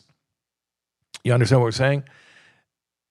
riding on a donkey means that the soul needs a donkey. The soul cannot reach this. There's this mountaintop, whatever it is. It's too far and it's too high. There was too high and too far for the soul to reach on its own. What's too high and too high for the soul? I mean, the soul is up there in the heights. No, but this is this ultimate paradox, this level of the refinement of the physical world, so that creator is no longer a concealment of creation. Or rather, so creation is no longer a concealment of creator. And that we're able to see godliness in Olam Maloshin Helam, which normally the world is inherently a concealment, and the world is no longer a concealment, and that's the ultimate height. But the soul can't do that on its own. With all of the giluyim to which it's privy in the higher worlds, it cannot do that on its own. It needs an embodiment experience. It needs the chamar, the chomer, the physicality. Yeah.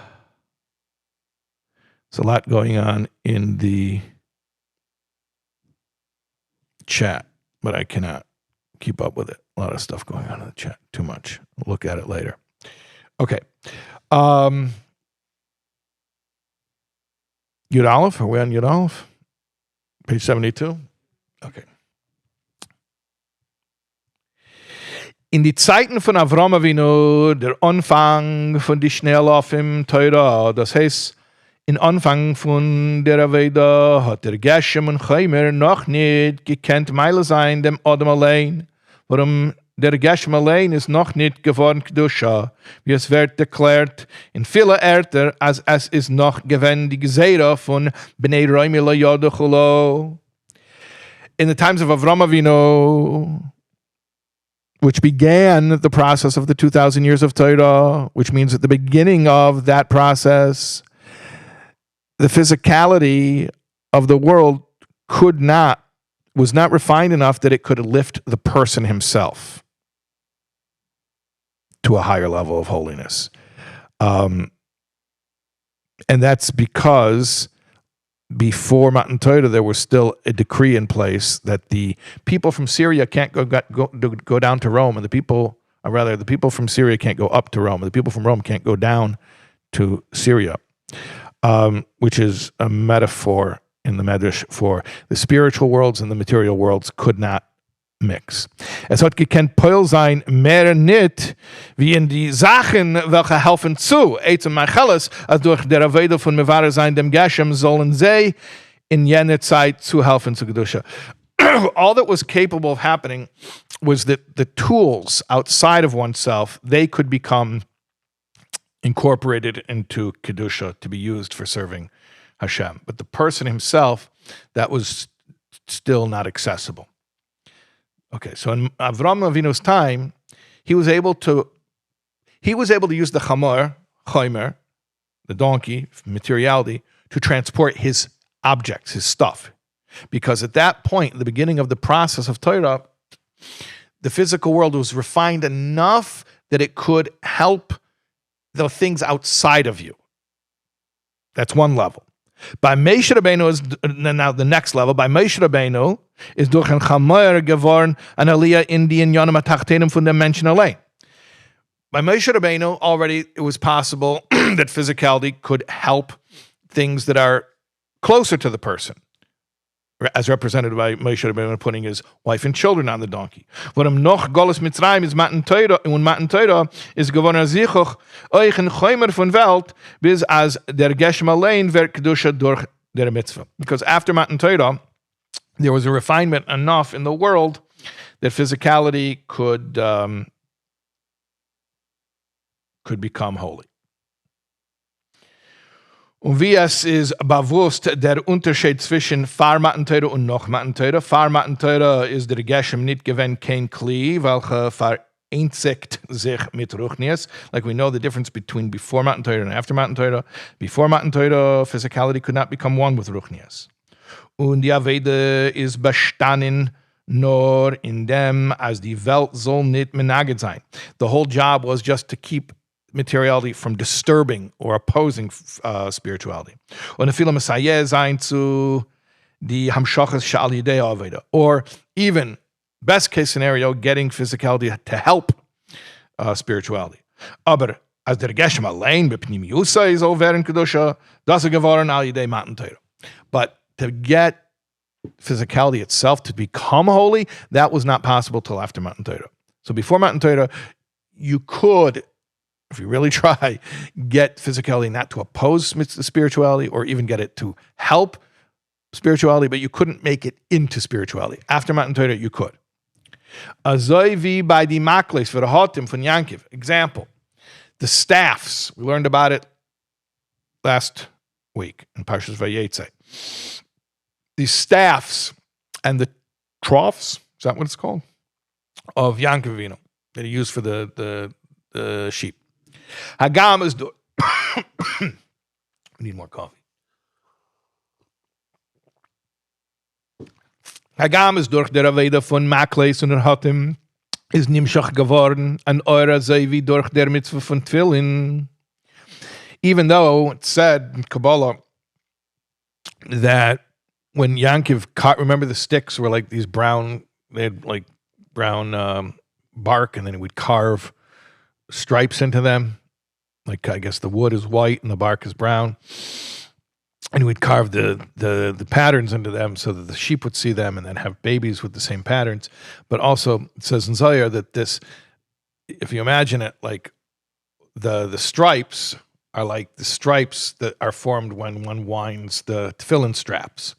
So Yaakov Avinu was accomplishing through his staffs and his troughs, he was accomplishing what one would accomplish normally with tefillin. After Matan Torah, what you accomplish with tefillin. Aber es ist nicht gewesen in a pneumius of beklita. But it wasn't in a pneumius and a klita. It wasn't inward and it wasn't absorbed. What does that mean? Let's continue. V'araya, what's the proof? As noch der Aveda is nicht geblieben kein or in the makles. That after he used them, the staffs didn't retain any of the sanctity. Calls it light. They didn't contain any of the spiritual light. They didn't retain any of the spiritual light. Weil euch freier is das nicht gewesen bederich klita v'sachtus. Why? Because even in the time when they were being used to draw down this light, the light was not absorbed within them. He could use the staffs to a certain extent, but because it was before Matan Torah, he couldn't cause spirituality to actually rest within and become integrated within anything physical. Okay, aber noch Matan Torah, but after the revelation at Sinai, as men tut a mitzvah mit Geshem, if you use a physical object to do a mitzvah, wird der Geshem allein kedusha, then the physical object itself can become sanctified. Das heißt, Gashmias ha'olam wird a kli zu elikos, the physicality of the world itself can become a vessel to godliness. Aber von deswegen ist euch dann die Aliyah gewähnt, mehr nicht wie in die Chalakim atachtenim shel Adam. But there's still a limit to it. It can only refine what he calls dvarim atachtoinim, chalokim atachtoinim, the lower aspects of the person. Ishtai, kegufay, abanav, bara, kare da'avua, which is, please don't read anything into this when we say the lower parts of the person as symbolized by his wife and children. What we mean is external. Your wife and children are very close to you, but they're not you. So Moshe Rabbeinu's wife and children are close to him, but they're not him. Bis in die Keuches agloyim von der Neshama shiar de lamata v'nislabsha beguf elcha tun sich an in a guf. In spiritual terms, what this means is the Keuches agloyim, the revealed capacities of the soul. The soul comes into a body and it expresses its powers through the body. That's what we call Keuches agloyim, the revealed powers. Revealed powers means manifest powers, powers that the soul is able to express through the body. As opposed to what? As opposed to non-revealed powers. What does it mean, non-revealed powers? Transcendent powers, which normally speaking, and the Rebbe is going to say this, we equate these with the different levels, the 5 levels of the soul. So you have the Naran, Nefesh, Ruach, Neshama. Those are the 3 embodied levels of the soul. Then you have the Chaya Yechida, which are the transcendent levels, Makif levels. They're so lofty that they can't be contained within the body. They're not directly expressed through the body. They certainly have an incredible influence, but not in ways that are so discernible. Like your soul comes into your body, it makes you walk and talk and move around. That's pretty discernible. Or even gives you a talent, I don't know, to understand a concept, or to explain a concept, to sing a song. Those are discernible traits that are expressed through the body from the soul. And that level of soul was refinable through Matan Torah. But then there's these levels of the soul which are so rarefied, so abstract, so transcendent, that we can't really, or we have not yet been able to reach them. Aber, however, in Bias HaMashiach vet sich uftan a tiefere inyan. When Mashiach comes, we're going to accomplish something even deeper, which is what? Ani v'reichav al chamer, Mashiach as symbolized by the pauper riding on the donkey. He himself on the donkey. Es wird sich anplecken die Meile von Guf über den Neshama, like we said a few weeks ago in Parshas Vayishlach, that when Mashiach comes, it will reveal the advantage of the body over the soul. Eishes chayla teres baila. Those who were worried before when we said Ishtay is the chalakim atachtoinim. So now we're saying Eishes chayl ateres baila, that the virtuous wife is the crown of her husband. The feminine surpasses the masculine. Afilu in chaya yechida shbenavish vet sich euch uftan an aliyah dorchen bira von dem chaymer, which means when Mashiach comes, even chaya yechida will receive refinement, will receive an aliyah, through the refinement of the material. So that's the ultimate stage, where Mashiach himself is the passenger on the donkey. That means where your deepest self, which is your transcendent self, your chaya yechida, your etzem haneshama, will be elevated through your embodiment. Meaning your deepest soul, which is, we describe often yechida is called yechida because it's one with God already, that will achieve even deeper levels of godliness, if you can imagine such a thing, exclusively through its embodiment experience, by having a relationship with the physical world and refining the physical world. Crazy concept. In Bias HaMashiach vet nisgala werden der emes hasherish von yesh hanivra. Or if you want to understand the mechanics of this in Kabbalistic terms, we'll say it like this. Actually, these are more Chassidus terms than Kabbalistic. But when Mashiach comes, it will reveal the true source of the yesh hanivra. Yesh hanivra means, yesh means something that exists, as opposed to ayin, something that doesn't exist. But there's the yesh hanivra and there's the yesh hamiti. Yesh hanivra means the created something, what we call a something. And we say, where does it come from? Ma'ayin, from nowhere, from nothing. Well, really, it doesn't come from nowhere or nothing. It comes from the yesh hamiti, the real existence, the ultimate existence, absolute existence, Hashem himself. But we're going to see the value of the yesh hanivra, of created existence. Was der Mites von yesh hanivra is der yesh hamiti, that the true existence of the created existence is the ultimate absolute existence.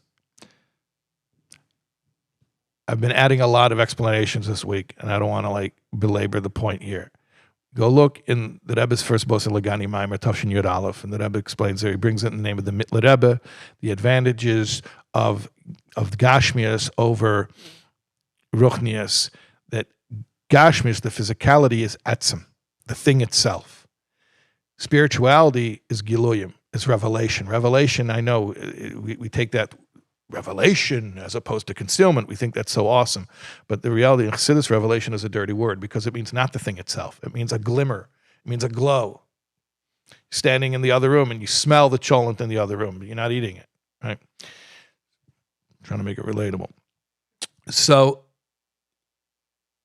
the fact that the only place in Seder Ishtalshlis where the concept of something can exist and feel autonomous, meaning the physical body, its consciousness is that I exist because I exist, which is preposterous. Nothing exists because it exists other than Hashem, right?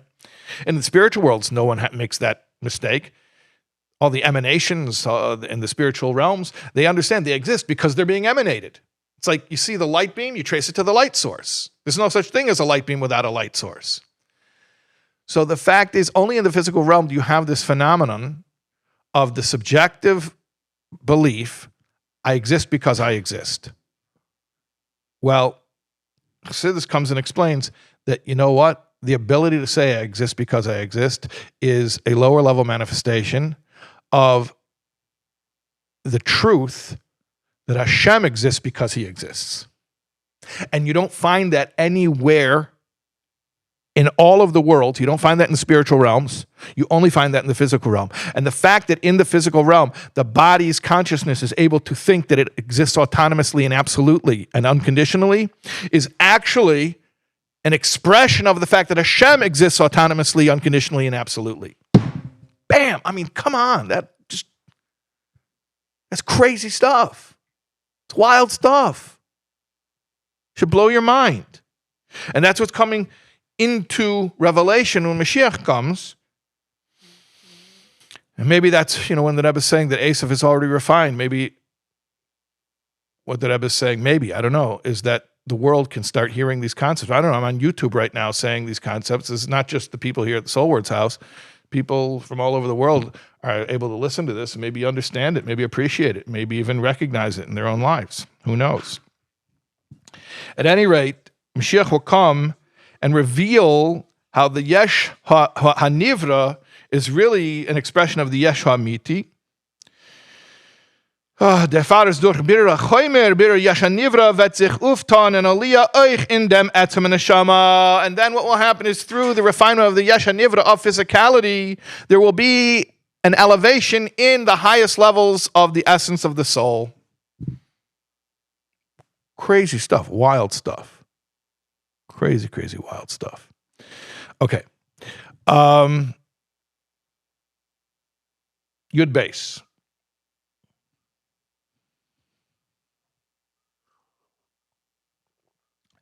Das ist euch der Remes. In dem Maimer Rezal Zochel im Anoni Shemaya Loi Zochel Ani Verech Velchamer. Let's go back to the Midrash. We had two sources describing Mashiach. One was riding on clouds of heaven. One was riding on a donkey. The Midrash came and said, if Zachu, if the Yidden are Zeiche, if they merit, they'll get the higher version, the cloud version. Loi Zachu, if they don't merit it, they'll get the donkey version, lower version. Okay, comes to the Rebbe and says, let me explain what it means. This is what it means. Here's what the Midrash means. Zachu durch der Avede in dvorem Zachim v'ruchnim klaren ruchnistige Sachen wird sein imanoni shamaya agile bederech oir yashem elamai lamata. If we only deal with things that are already refined. Zachu here means refined, but already refined. If we only deal with things that are spiritual and pure, then Mashiach can come, but it's going to be, the Rebbe flips it. What we were thinking was the higher level is the lower level is the higher level. It will only be an Or Yashem Elamayla Lamata, a straight light from above to below. As opposed to what?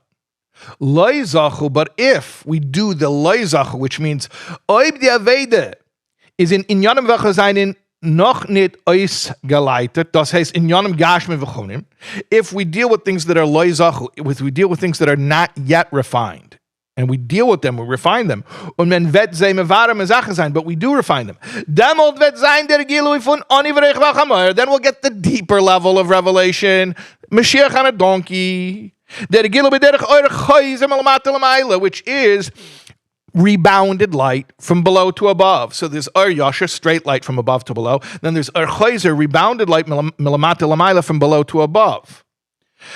What does that mean? Ur Yasher milamayla lamata means the revelation of godliness comes from God.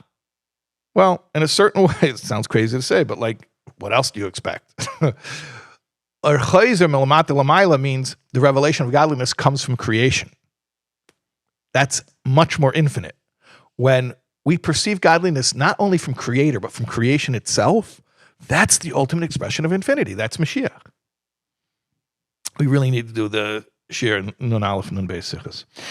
Okay, so we have this concept of we're dealing with the Loi Zachu, with the physical things, then we're going to get the Or Chayzer Melamata Lamayla. Als durch ein Chamor wird man zukommen in an Ort, was die Neshama mit seiner Atme kennen, hin nicht zukommen. Then we can reach a place the soul on its own could not reach. Because we're only able to reach this place by engaging with physicality and refining it. Und das ist, was Yaakov hat gesagt, weil hier Lisha v'chamer mit seiner Weide darf mit Lavan zum Mevar sein, die Dvorim Hagashmi v'chomrim, is gewinnt great zum höchste Gilui von Anivarech v'chamer. And that's what Yaakov was saying. He's saying, because I was with Lavan, and I was forced to deal with physicality, and I dealt successfully with it, and we know his formula for dealing successfully with materiality, we know from the previous Sicha. Because specifically I was engaged with the physicality, that's why I have a chomer. I'm ready for the chomer of Melech Mashiach. I'm ready for Mashiach because I've been dealing with physicality. Yud Gimel.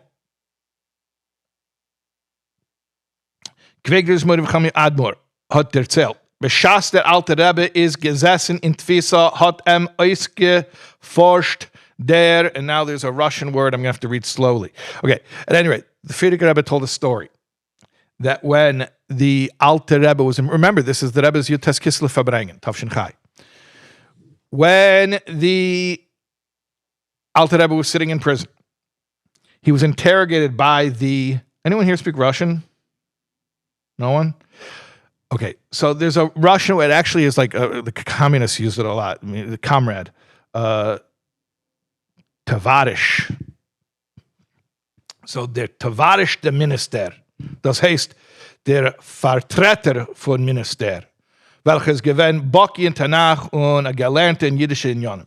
There was a high-ranking minister, and he was interrogating the Alter Rebbe. Actually, he was respectfully interrogating, if such a thing is possible. He was Baki in Tanakh, meaning he was expert in the entire Hebrew Bible, and he was familiar with Jewish ways. So he was interested in the Alter Rebbe, and he had a respect for the Alter Rebbe, as you'll see from the story. Einer von den Scheiles, was hat gestellt dem Alten Rebbe, ist gewesen wegen dem Pshat von Pasuk, v'yikra Hashem el Elokim el Adam v'yemer loi Ayeka. So this minister, one of the questions, he was a government minister. I don't mean like a religious minister, a government minister. One of the questions that he asked the Alter Rebbe was, what does it mean in Bereshis, in Genesis? It says that after the sin of the tree of knowledge, God called out to the man and said, "Where are you, Ayeka? Where are you?" Dann hat der Rebbe nicht gewusst, wo Adam Rishon gefindt sich, was hat dem gefragt Ayeka. Is it possible Hashem didn't know where Adam was? He had to ask him, "Where are you?" Hat dem der Alter Rebbe geantwortet, leit Pirush Rashi. So the Alter Rebbe answered what Rashi says. What does Rashi say? He says he didn't want to scare him. He didn't want to startle him. So he said, Ayeka, give him a heads up, basically. So the Alter Rebbe said, according to Rashi, Zogt der Minister, was Rashi sagt, weiß ich allein. So the minister said, what Rashi says, I don't even think the Alter Rebbe said, according to Rashi, I think the Alter Rebbe just said Rashi. And then, without mentioning the name or the attribution. And this guy was so well versed that he said, yeah, that's what Rashi says. I know that already. What Rashi says, I love this turn of phrase. Was Rashi sagt, weiß ich allein. Ich will aber hören Abschat von dem Rebbe. What Rashi says, I know already. I want to hear what the Rebbe says. Love it. Okay. Hat dem der Alte Rebbe geantwortet. By the way, the Rebbe is telling the story bekitzer, but one of the things is, before he answered, the Alter Rebbe asked him, do you believe that Torah is applicable in all times and all places to every person? And the guy said yes. And the Alter Rebbe was relieved because he knew he was in prison because he was spreading the teachings of the Baal Shem Tov. I mean, he was technically in prison because of sending money to Eretz Yisrael, for Koil Chabad, but the real reason was the Kitrig Melamaila, which we're going to speak about in a moment in the Sicha. And he knew he was in prison for spreading Torah Baal Shem Tov. And one of the main teachings of Torah Baal Shem Tov is that Torah is applicable to every person, every place, every time. So when he asked, do you believe that? And the guy said yes, he felt that was a certain sign to him that perhaps he was going to be acquitted. At any rate, the Alter Rebbe wanted to clarify. It seems that the Alter Rebbe wanted to clarify if this person even was receptive to the idea that the pshat could be something that was personal and psychological. As the story, as you'll continue with the story, and you'll see the way that the Alter Rebbe interprets the story is that the meaning is not exclusively about Adam Arishan, but it's really about all of us. Okay, so he said, I know what Rashi says, I want to hear what the Rebbe says, so the Alter Rebbe told him. B'shasa mensch is alt azay viel Jahr lamashal, sagen dich dabei die Gneues Zoll Jahren von dem Minister. So the Alter Rebbe says, a person is such and such many years, and he said a number, and that number happened to be the exact age of the minister. Fragt dem der Rebbe, Hashem comes and asks this person, Ayeka, wo bist du? Where are you up to? Sie weißt du, auf was du bist beschaffen geworden auf der Welt? Do you know what you were created for? Was du darfst tun? Und was du hast getan? What you're supposed to accomplish and what you actually have accomplished? Ayeka, where are you means take stock of where you're up to in your mission in life. Which the minister heard that and he liked that and he accepted that answer. Friedrich Rebbe continued. Dem alten Rebbens Entfer zum Minister hat dem alten Rebben abgeratet von Klois HaNefesh, Neshama Ausgang. When the Alter Rebbe answered this answer to the minister, it actually rescued the Alter Rebbe from Klois HaNefesh, which in Yiddish is Neshama Ausgang, expiration of the soul. Sometimes a person's soul can become so excited, spiritually excited, that it'll leave the body. Remember I mentioned earlier Nadav and Avihu syndrome? Okay. So the Rebbe is actually going to reference that. The idea of the soul being so excited that it doesn't want to be contained in a body because it doesn't want to be held back from uniting completely with the oneness, being absorbed within the oneness. The Alter Rebbe apparently was spiritually excited when he was in prison. We're going to explain this. And he was at risk of his soul taking flight. Worum der Alter Rebbe is gewen bis Simcha Gedela, was hat Sicha gewen, sitzen in Twisse und sich meise nefesh sein für Teres Baal Shem Tov Rava Magid. The Alter Rebbe was actually extremely happy that he had the privilege to sit in prison on behalf of the teachings of the Baal Shem Tov and the Magid. Hat dervon gehat a großen Tainug bis Klois HaNefesh. He had a great pleasure in that, which took him to the verge of the expiration of the soul. Nor b'shas hat sich betrachten, as der Eibishter fragt bei jedem Menschen Ayeka, but then when he thought, as he's telling the minister this story, and he thinks to himself, Ayeka, hold on a second, I have to take stock. Where am I in my mission in this world?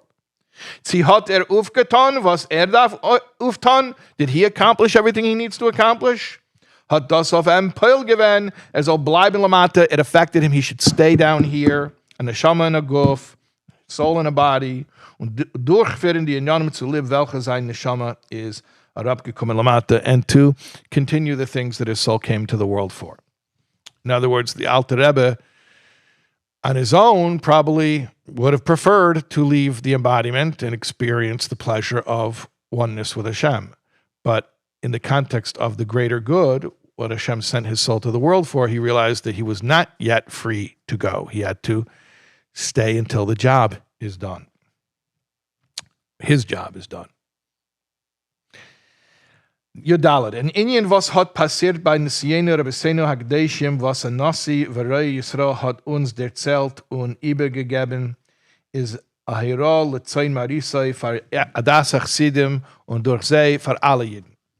A story that happened to one of our holy Rebbes, and that was told to us by one of our holy Rebbes, meaning a story about the Alter Rebbe told to us by the Friedrich Rebbe, and it was given over to the flock, meaning the Chassidim.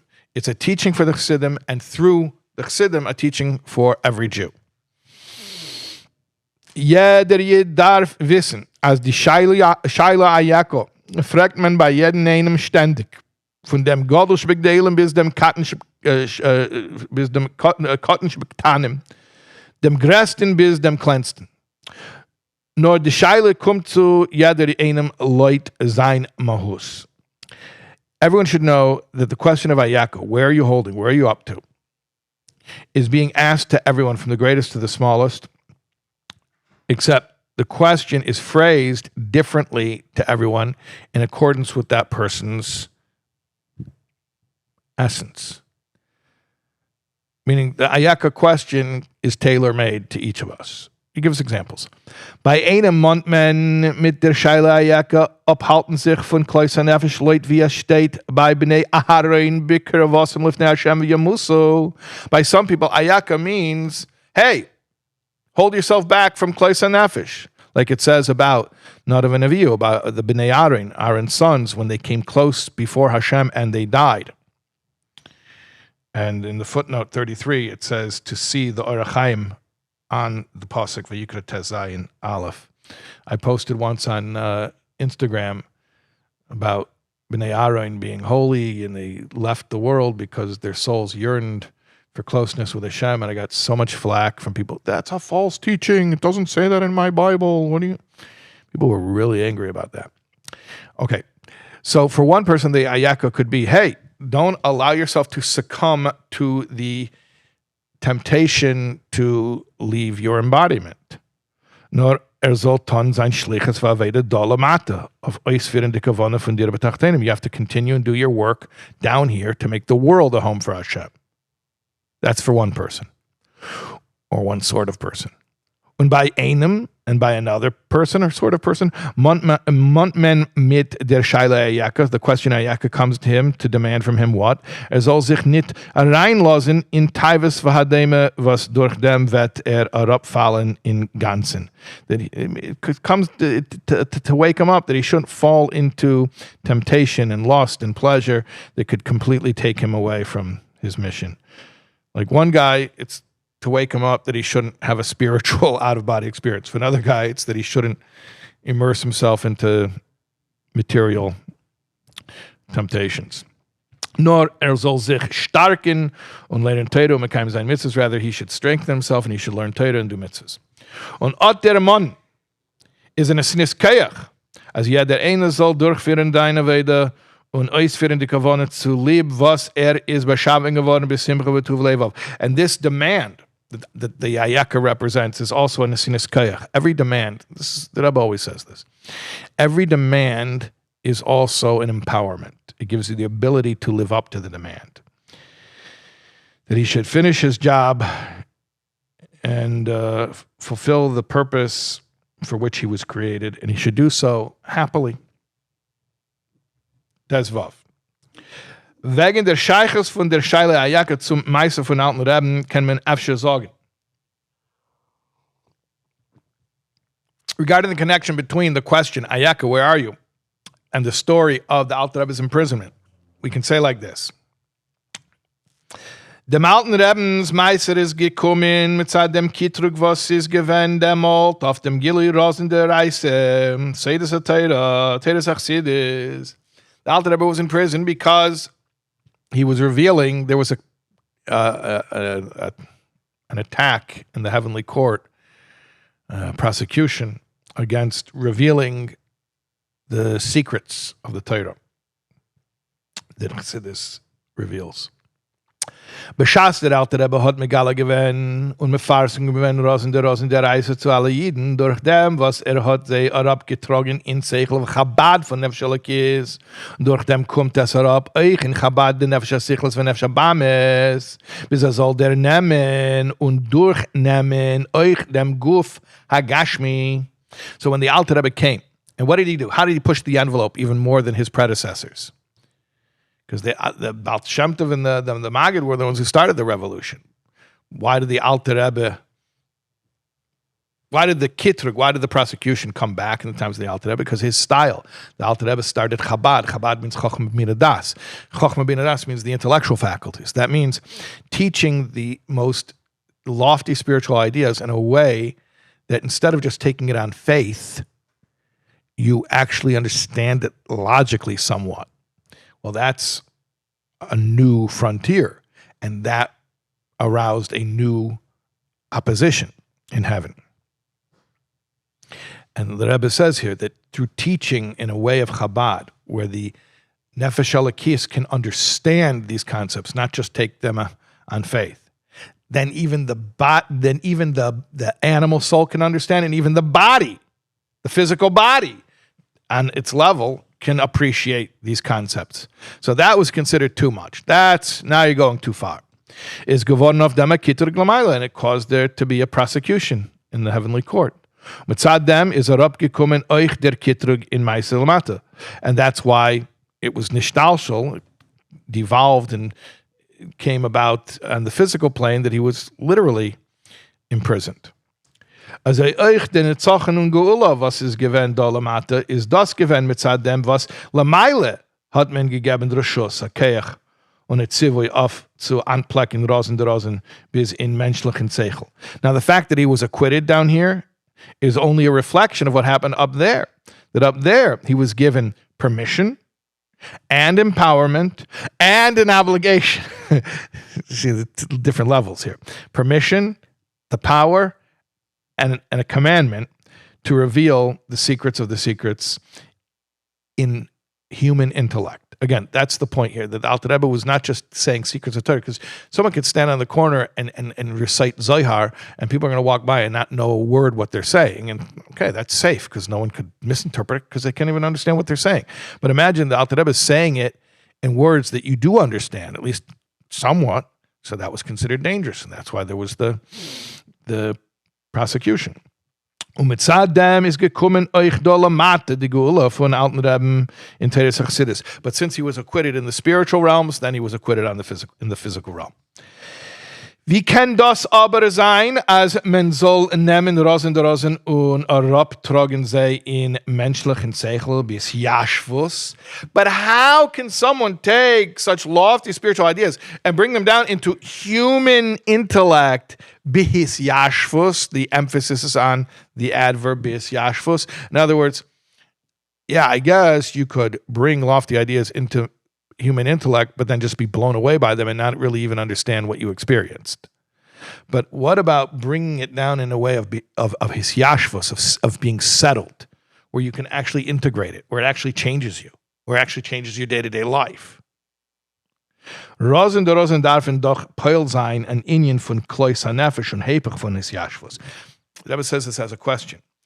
Being exposed to the secrets of the Torah ostensibly should cause your soul to fly out of your body. It should be the opposite of being settled, of being grounded.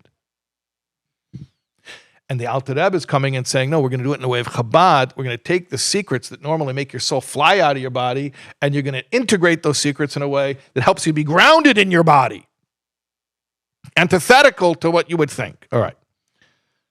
Nur beschas der Alte Rebbe und sein Maimed von Klois HaNefesh hat der Herd dem Ayeka. But when the Alte Rebbe heard the words Ayeka, and he heard the interpretation, his own interpretation of Ayeka, die Scheile, was men fragt Lemaile, sie hat men durchgeführt die Kavanas Habria zu machen, Loyes Baruch der Betachtenim, which Ayeka means, did you do your job in making the world a dwelling place for Hashem?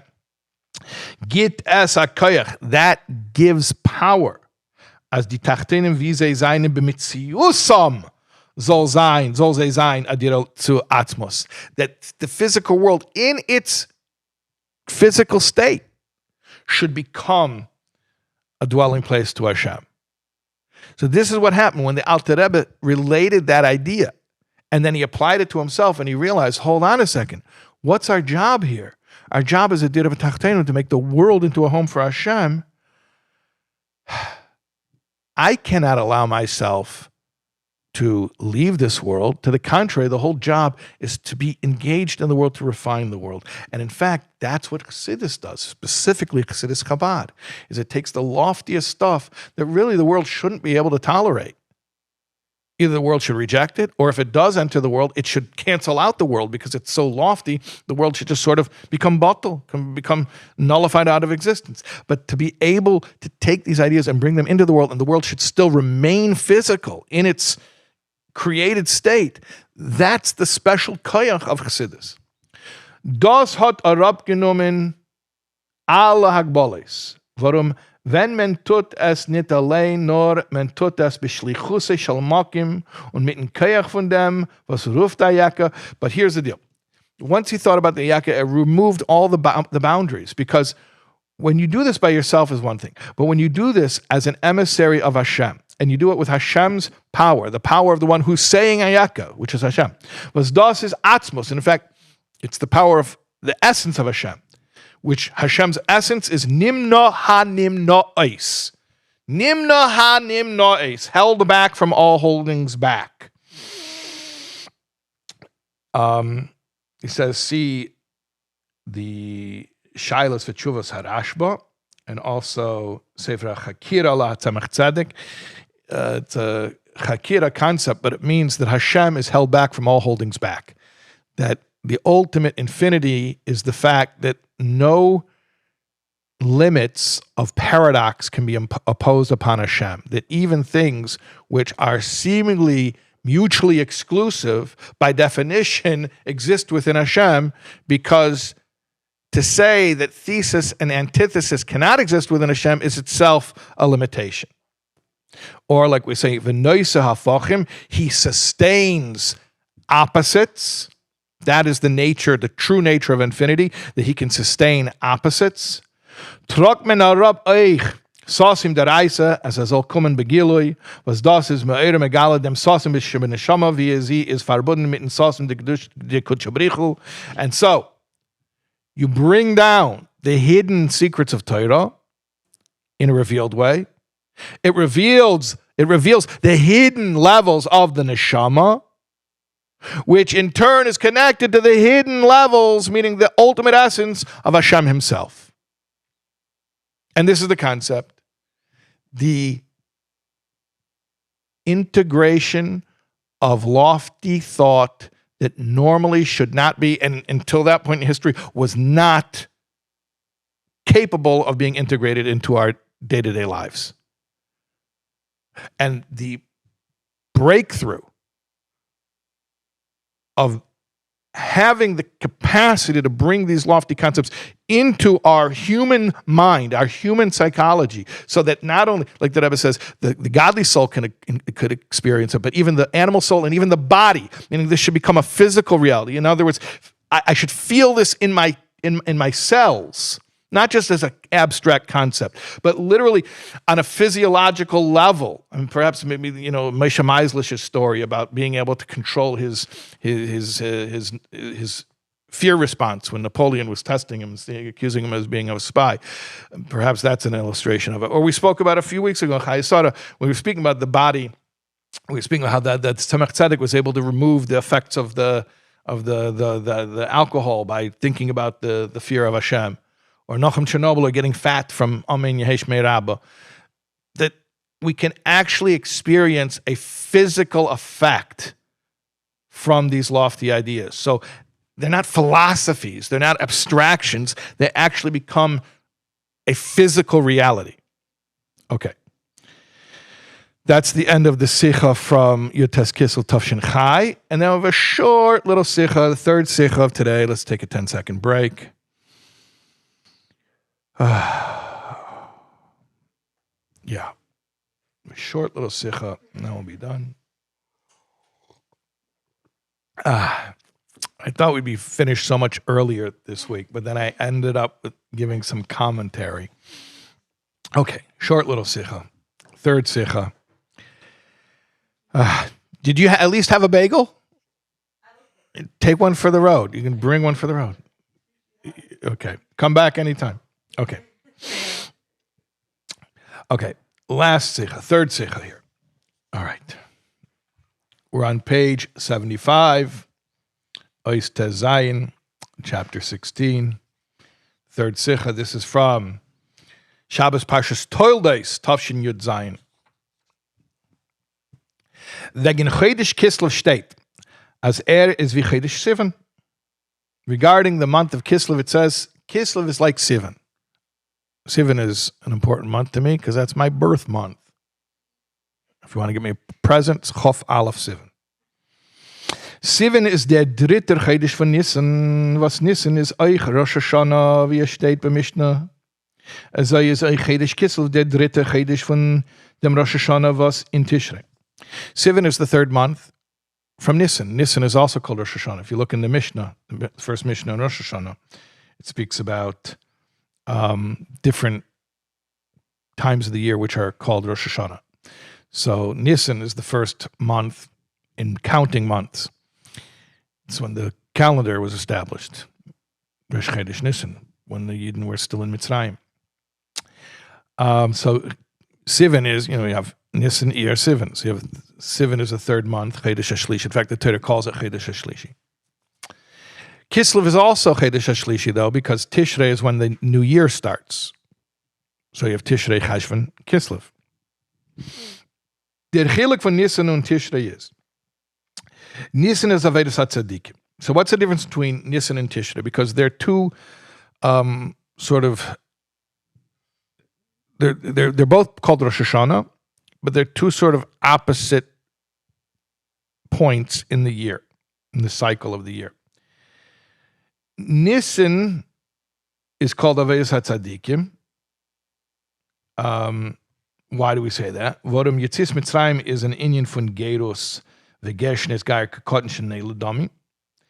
Hat nicht keine Chatoyim und keine Inyanim, was seine nicht wie es darf zu sein, worum es ist Kakotten Shnei L'D. Nisan is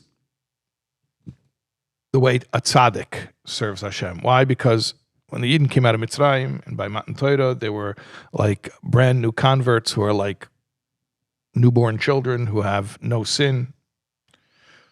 When Chodesh Sivan, was is der dritte Chodesh von Nisan, is der Zman von Matan Torah. So Sivan, counting 3 months from Nisan, is the time of Matan Torah, and it's all in that continuum of Avedas HaTzadikim. Tishrei is Avedas Bali Tshuva. What's Tishrei? In counter distinction, Tishrei is not the tzaddik, but the Bal Tshuva. And you see that Tishrei we do tshuva, right? We have status here, May HaTshuva. We have the 10 days of Teshuvah. Lots of Teshuvah in Tishrei. Although if you learn Chassidus, you'll do all your Teshuvah in Elul when the Melech is Basada, and then Tishrei you just coast. All right. Kislev, was is der Chodesh HaShlishi von Tishrei is Matan Torah, die Gide von Pnimis HaTorah. And similarly, just like Sivan is the third month from Nisan, and it's the month of Matan Torah, meaning Vav B'Sivan, which is Shavuos, which is Matan Torah. So too, Kislev, which is the third month from Tishrei, is the month of Matan Torah. Yutes Kislev is the Matan Torah of Pnimius HaTorah, of Chassidus. Azoi vi der Inyan von Tshuva Hagam, as Tshuva is Hecher von Torah. Now, the concept of tshuva being that tshuva is higher than Torah. How do you say tshuva is higher than Torah? Where do you get this from? Was der helft tshuva euch of an inyan was hat pegim gewen in Torah. Because tshuva can help you with something that you damaged, God forbid, against Torah. The fact that a person can, God forbid, violate Torah and then fix it through tshuva shows that tshuva has a greater power than Torah itself. Explains it at length. I mean, one place that I know it from is in the Derech Mitzvah Sech of the Tzemach Tzedek, the Mitzvah Video at Tshuva. He explains there how, there's levels, and say there's Stauslis, and Torah is like Chochma, and it's even Rotzain, but it's there's levels within Ratzin, which is Keser, and then really Tshuva is from the higher level. It's from Atik, and therefore it can remove all of the blemishes that were done through violating Torah, God forbid. Okay. Von deswegen is dem Inyan hat Tshuva Gufa nimmt man Reis von Torah. On the other hand, you wouldn't know about Tshuva if it wouldn't be for Torah, because Torah is what tells you about Tshuva. So Tshuva is higher than Torah, but we only have Tshuva because of Torah. As in dem Inyan von Gilu Pnimius HaTorah, similarly, the Matan Torah of Pnimius HaTorah, was das is in Chodesh Kislev, which takes place in Kislev, is das Gufa nimmt sich euch von Matan Torah Shebesivan. It comes from the Matan Torah Shebesivan. In other words, Tshuva is higher than Torah, but you only have tshuva because of Torah. Matan Torah of Pnimius Torah in a certain way is higher than the regular Matan Torah, but you only have that because of Matan Torah. If there wouldn't be a Matan Torah on Vav Sivan in 2448, then there wouldn't be Yutes Kislev. Warum beschas Matan Torah b'Sivan hat men gegeben alle in Janam Fun Torah. Afilu di Torah was Mashiach wird lernen megala sein. In fact, at the time when Torah was given, at Sinai, everything was given, all future revelations of Torah, even that which will only be revealed in times of Mashiach, that Mashiach will reveal. Was das is der tiefster Inyan in Torah. Mashiach's Torah is the deepest levels of Torah. Wie sagt in Midrash, as Torah de Achshov von jetzt is Hevel lagabi Torah Sishon Mashiach. The Torah we learn now is, you have to put this in perspective, but is hevel, is air compared to the Torah we'll learn when Mashiach comes. Is euch das hat men gegeben b'shas Matan Torah von Sivan. But even that was contained, albeit maybe in a latent encoded state, but it was all contained in Matan Torah. Aber von deswegen but on the other hand, is Pnimius HaTorah gewesen behelem verborgen in Matan Torah shebesiven und der Gilui von Pnimius HaTorah is bechedesh Kislev. Yes, Pnimius HaTorah was given in Sivan because all Torah was given in Sivan, but that's in a concealed state. The revelation of Pnimius HaTorah was in Kislev.